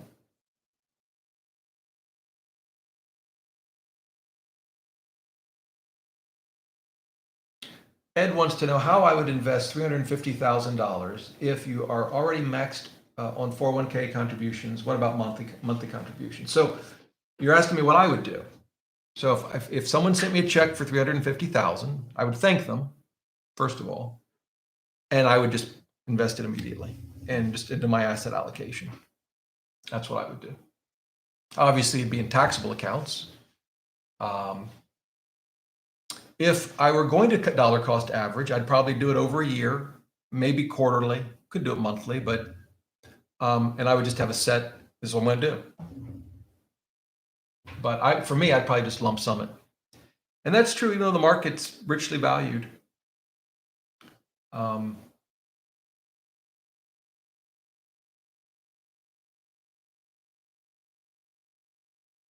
Akeem, if you said please share that, if you're referring to the spreadsheet,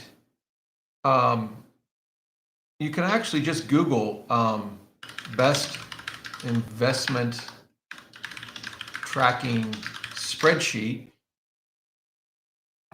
at least when I Google it, mine's first. I don't know if it'll be first when you Google it, but there it is. And that'll take you to the article, and you don't have to even read it. You can just skip down to here and click it. And that takes you to the spreadsheet. And then, as I said, go to File, make a copy. And you can make a copy. Don't go to Share and ask me to share it, because I can't share this. This is a template. We don't want it changed. If I share it with you, you can then make changes to it. And I get emails literally every single day asking me to share it. I just delete them. This is a good question from Akeem. Which is better, BND or VTIP, or BND versus VGLT? Whew. Well, none of them are better. Okay, next question. I mean, it's like saying what's better, chocolate or strawberry? Well, that's not true. The answer to that is chocolate, obviously. But the problem is they're two different things, right? Let's just take the BND versus VTP, and I'm just going to pull up Morningstar. So if we go to BND, this is the Vanguard Bond ETF, and we look at it. There's the 12-month yield, 195. We go to portfolio. This is I will say this is a more diversified bond portfolio. We'll look at VTIP in a second. And I say that because if we come down here to exposure, right here, it's got government bonds, right? Corporates, and we can come over here and look at the credit rating of the corporate bonds. And this may be of the securitized bonds too, I'm not sure, but they're all BBB or higher, so investment grade. It's got some securitized, which I'm pretty sure would be mortgage-backed securities, I assume, mortgage-backed bonds. And it's got a duration of just, we'll call it 7 years, which means if rates go up by 1%. And what I mean by that is the rates, if we can imagine this fund as an average of all of its bonds, it's probably got more than 10,000 bonds. 18,000. But if we can imagine it as sort of the average of all of those, if the rates on the average of all of those kinds of bonds went up by 1%, the value of the bond would go down by roughly its duration, 6.84%. And that changes depending on where on the interest rate curve we are, but that's sort of a rough idea. So this would be considered an intermediate term bond fund, right? It does not hold tips, which brings us to the second fund you mentioned. So there's a couple of big differences. We can look at the yield, which is a little higher actually, although look at its current is negative 222. Of course, this is a tip, right? So it's got inflation protection. The BND does not. And if we go to the portfolio, there is a duration of the bonds that it holds, and it's shorter, right? Because this is a short-term tip fund. And this is all government, 100%, right? So that's why I say it's chocolates versus strawberries, two different things. Now, maybe your question is, well, for a bond portfolio, what should you do? And I don't think there's any one answer to that. I can tell you David Swinson, who passed away not too long ago, but he ran Yale's endowment fund and he wrote books that I've talked about. And like in a 70-30 portfolio, he recommended half of your bonds be in like treasuries and half in tips. And his theory behind it, as I understand it, was treasuries will do better if inflation turns out to be less or lower than the market expected. Because whatever the market expects right now is priced into the bonds, right? So if the market's wrong, and by the way, the market is always wrong with this. I mean, that's not I'm not making a judgment statement here. The market is always wrong, which is why the yields are constantly changing to reflect the current thinking. Oh, now it's this. Oh, now it's that, and it changes literally throughout the day. But if inflation and rates are higher than expected, tips will pay off, and if they're lower than expected, treasuries will pay off. Now, again, the B&D fund had more than just treasuries, but that was Swinson's thinking, half in treasuries, half in tips. And I think that's reasonable. That's not what I have at the moment, but I have a lot of mine in really short-term income. VGLT, we can look at that. How am I doing on time? My goodness, it's almost 1 o'clock. Of course, we didn't start till like what, 11:20? Oh yeah, so VGLT is the long-term treasury. So again, this is important to understand. This fund is very secure in the sense that it's unlikely the federal government will default on its debt, notwithstanding the debt ceiling issue.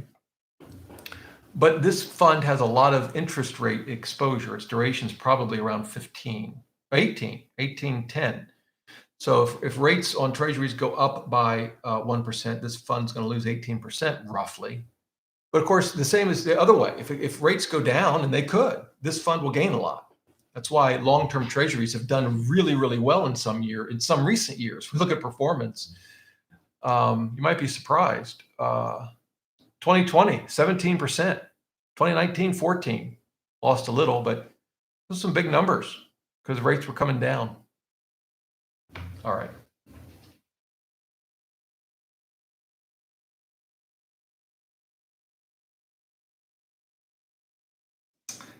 Jesus wants to know whether there are any recommendations on tax planner professionals who charge per hour. First of all, as far as I know, all tax planners charge per hour. There might be some that have like a flat fee, but I don't have any to recommend, I'm afraid.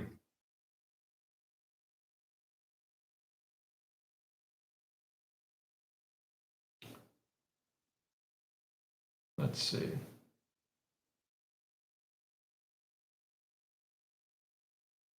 So question from Akeem, what to use either VU or VTI to make up the 90-10 portfolio? Well, if you're following Buffett's strategy, you would use VU because he recommended the S&P 500. And I've done a video on VU versus VTI, so you can search it within YouTube. I assume it'll come up somewhere on the first page, maybe. I don't know. Who knows how YouTube works? I'll search for it now on YouTube. VU, whoops. VU versus VTI. First video, there it is. What I kind of conclude is they're basically the same. I mean, they're not, but because they're cap weighted, the vast majority of assets in both funds are in the same top 10, 20, 30 companies. Historically, the performance and the volatility has been about the same. I think if I were going to do a two-fund portfolio, I would use VTI just because I feel more comfortable with a little more diversification. If I were going to do a portfolio that included small cap or small cap value, I would use VU because I can more finely tune just how much I had in small cap and how much I had in large cap.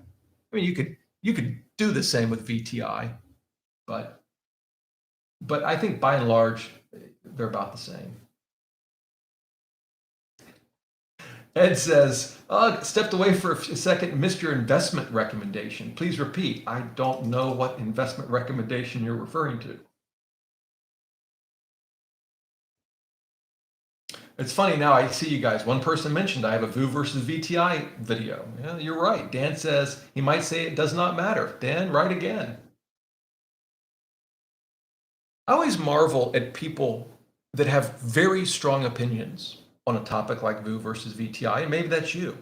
And I know other experts, I don't put myself in that category, but people that would consider themselves expert have very strong opinions about some things that to me don't justify such a strong opinion.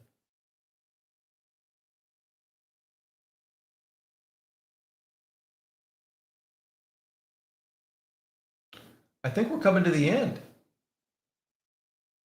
John wants to know, why don't you include a mid-cap fund in your 6-fund portfolio? Because that would make it a 7-fund portfolio. We can't have that. Oh, that was funny. So you could use VTI and a small cap. That would be one. Excuse me, about to sneeze. Contrary to just what I just said, if you wanted to have mid-cap exposure, that would be one way to do it and stick with 6 funds. Actually, in my portfolio, I actually have, that's what I have. Although it wasn't because of that. It wasn't because of mid-cap exposure. It was just a tax thing where I think I bought right before it downturned and I could sell and get some losses, and I put it from a VU. I didn't use VU, but from an S&P to total market because of the wash sale rule. But yeah, you could add a mid cap fund.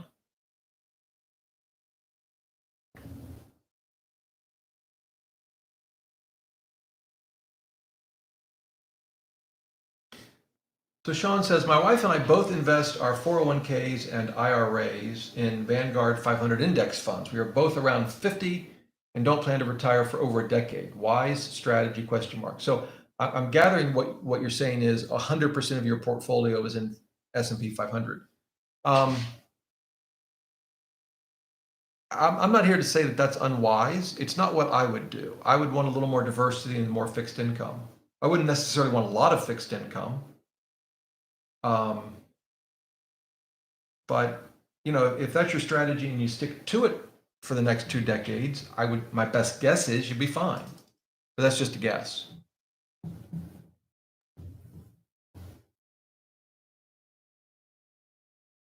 All right, we have a portfolio visualizer request. I'm happy to do this.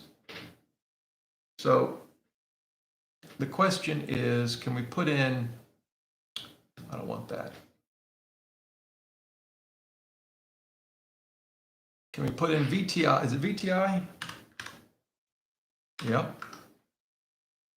All right, and that's 90 with BND. Yep. Oh, I see. 10. But then we want to compare that to VU. And then I assume the same bond fund. Yeah. Oh no. VTIP. All right. So we're kind of comparing apples to oranges. Well, let's do this. We're going to do this. Then we'll do VTIP and we'll put 10 and 90. I hope this makes sense. Now, we may not get a lot of data because the TIPS fund only goes back to 2013. Yeah, this is where I come out and say, again, keep in mind, we're talking 7-8 years. But this whole VU versus VTI, I mean, it just doesn't much matter. And it turns out the bond fund, the thing to keep in mind is that it's only 10% of the allocation. So even if there was a notable difference between BND, let's say, and VTIP, you might not see it. It might be hidden by the 90% allocation of stocks, right? So we could, for example, say, well, let's do this. Just to see BND versus VTIP. We're talking about a relatively small amount of money over a relatively short period of time again, and BND outperformed it. But I wouldn't read much into that because it was over a period of time when interest rates, were pretty low and have gone down, and so you're basically paying for an insurance policy with tips that you didn't have to use very much during this time period. So I'm not sure I'd read much into that. But certainly from a VU versus VTI, we can even single that out, right? We can go VTI is 100, get rid of this. We'll do VU is 100, get rid of this. So now we're just comparing VU and VTI. Now this is over 10, 11 years. Yeah. S&P beat it by 12 bips. Yeah, it's just, that's why I say I don't think I guess anything could happen in the future, but.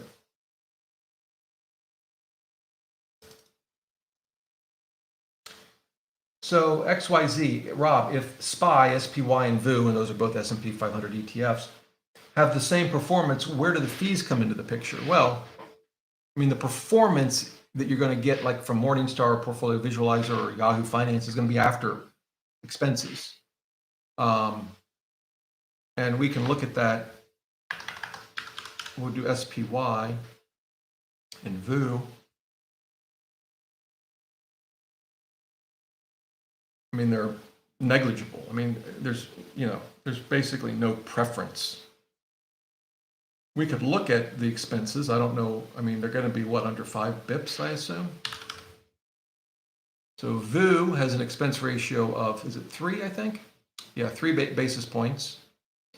And SPY,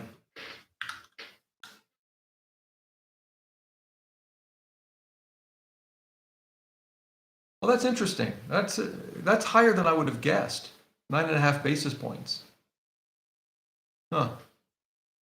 So I mean, we're still talking a fraction of a fraction of a fraction. I mean, it's tiny, tiny, tiny. And Vanguard outperformed by 6 basis points on its compound annual growth rate. So there you go. I mean, if I were going to buy one of these, I'd buy Vanguard. If I had equal choice and equal access, why spend more? But you're talking about 2 funds that are incredibly cheap, such that, well, you can see, I mean, this is over 12 years, not much difference.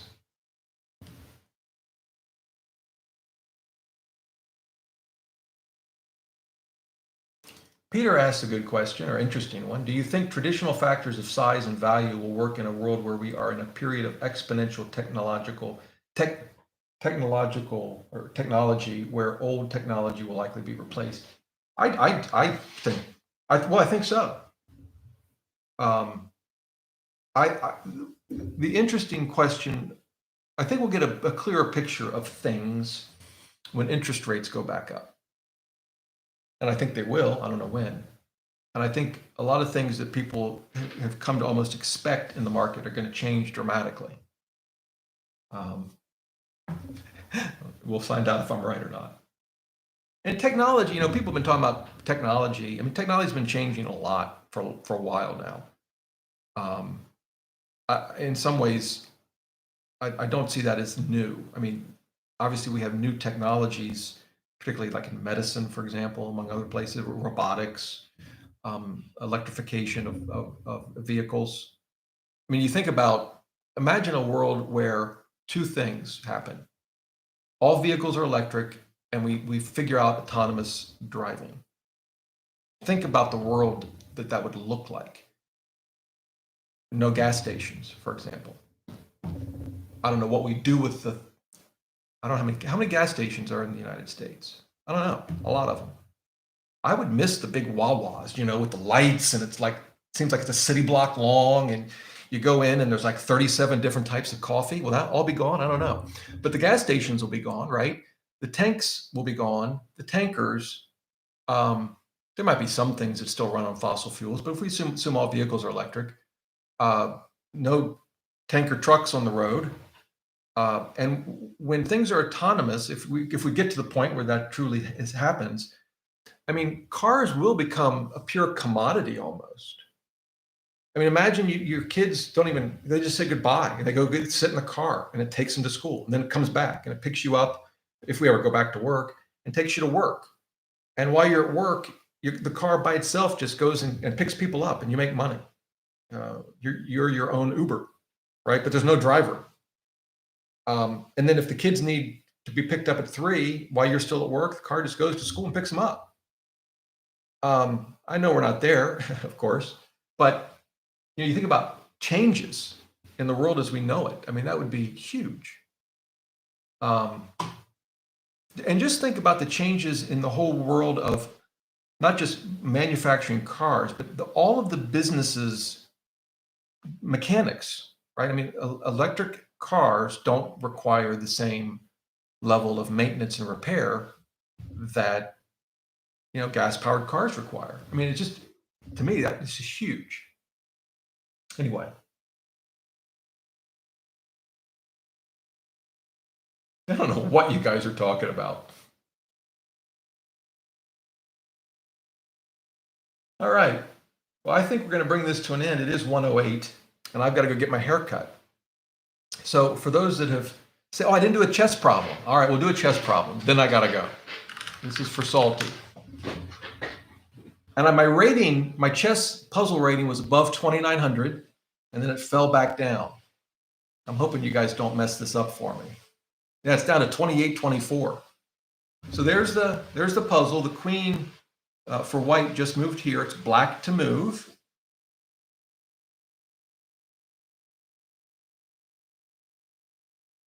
This is a tricky one.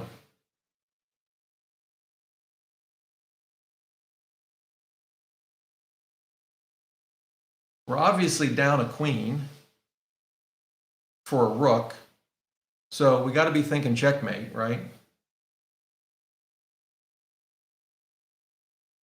My first thought was take, right? And then king takes, rook down here. King's got to go here. I got to check with the rook on f1, but the king just goes here and escapes. So then my second thought was, what if I bring this second rook down? White can't take this rook because I'll take, and it's checkmate. And I'm threatening checkmate. Now white can check me on this rank if I move my rook here, but I go here with my king and he doesn't have any more follow-up checks. Now the other thing that white could do, no, he can't. As I say, he could bring his queen here to guard that square, but he can't because my rook's here. So that's my guess. What do you guys say? Rook d6. That's one guess. Well, rook d6, the pawn would just take it, right? So that would be trouble, I think. No other guesses? Well, I guess I'll find out if I'm right. You know, it's terrible if you're wrong. It just gives you that red X. It's a horrible feeling. Oh, and I got to check. So he checked here, right? He could have checked on f8 or h8, but so since he checked there, I just come back and I take the queen. Okay, well, that's got to be the move, right? There, we solved it. All right.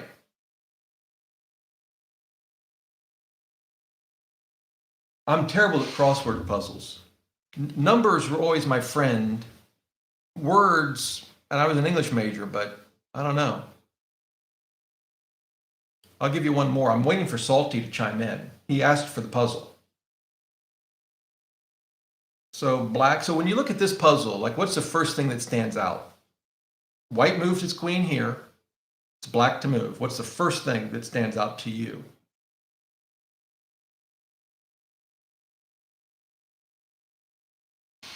The first thing that stands out to me is the potential for what's called a back rank mate, because white's king is trapped on the back rank. Pawns are blocking its escape. If I could get a rook or queen to this rank, of course, without white being able to take it, that's important. It would be checkmate. The problem is if I bring my queen here, this takes it with the rook. And if I bring my rook here, check, can take it with the rook and or the queen. So then what you often do is say, okay, well, can I lure the white rook away from this back rank by, like, for example, moving my queen here?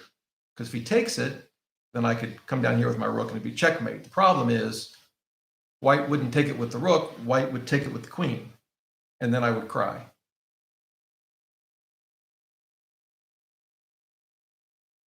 Now the other option, well, this is interesting. So the white squares are kind of weak for white, and I've got this white squared bishop. So what if I moved it right here? I'm threatening mate by taking here with my queen. Obviously, if the rook takes, I just take with the queen and it's mate. How else could white defend? Well, white could bring the queen over, say, to here or here and defend the pawn. What are you guys coming up with? Well, Salty came up with bishop f1. Yeah, that's, well, we're thinking alike. The question is, once white guards this square, what do we do?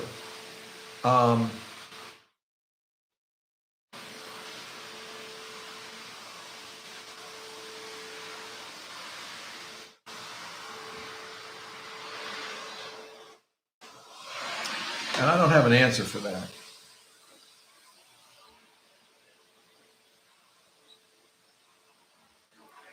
The other option, by the way, is bishop to b7.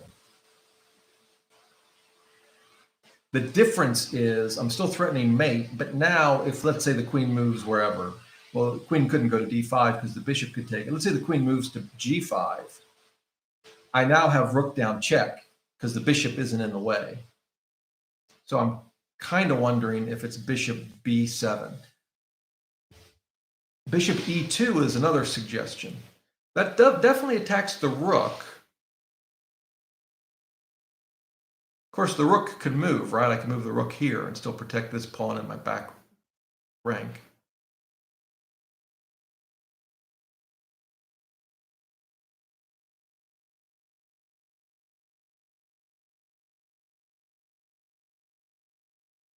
So what do you guys think? What's the consensus? Bishop e2 forks if queen to g5. What's it fork? I mean, if he plays queen to g5, don't I just take the rook? But why would he play that, right? Wouldn't he just play maybe rook to g1?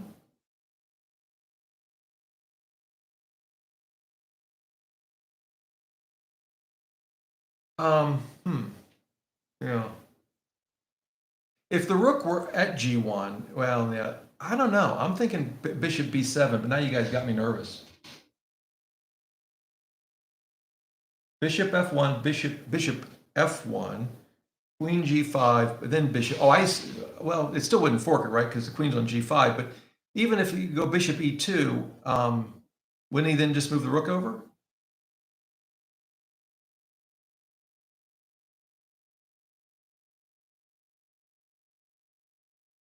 All right. So I like the idea of bishop f1 because it's kind of cute.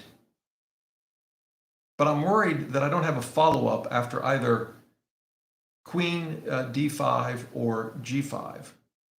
I don't know what I'm going to do after that. I could take, queen takes. I looked at that, like rook down, he takes the rook, I take with my queen, he just interposes with his queen. I could come here, I could get a, maybe get a stalemate. This concerns me. Bishop b7 seems a little, what am I missing? He can't check me here because the queen would take. So he has no check. Oh, he could check here. Ah, if I play here, he checks here. Oh, but then he can't win my bishop. Because if he took it, then I would have queen, rook down, and I'd mate him. So actually, yeah, that's safe. You see how difficult chess is? Bishop f1, queen b4, check, king g8, queen g4. Yeah. Bishop e2. Well, I couldn't go to e2 if I moved it to, oh, bishop f1, I'm sorry. Okay, but then what? Bishop e2, he's going to play rook here.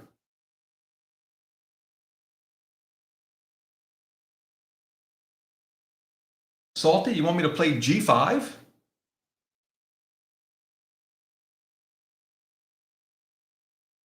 How many people are, there's still 110 people in this chat, or in this live stream. You guys must like chess. All right, I got to make a move. I'm going to do it. Here we go. You know it's going to be bishop f1, and I'll just have to congratulate all of you, but I'm going to go bishop b7. Oh, that's right. Thank goodness.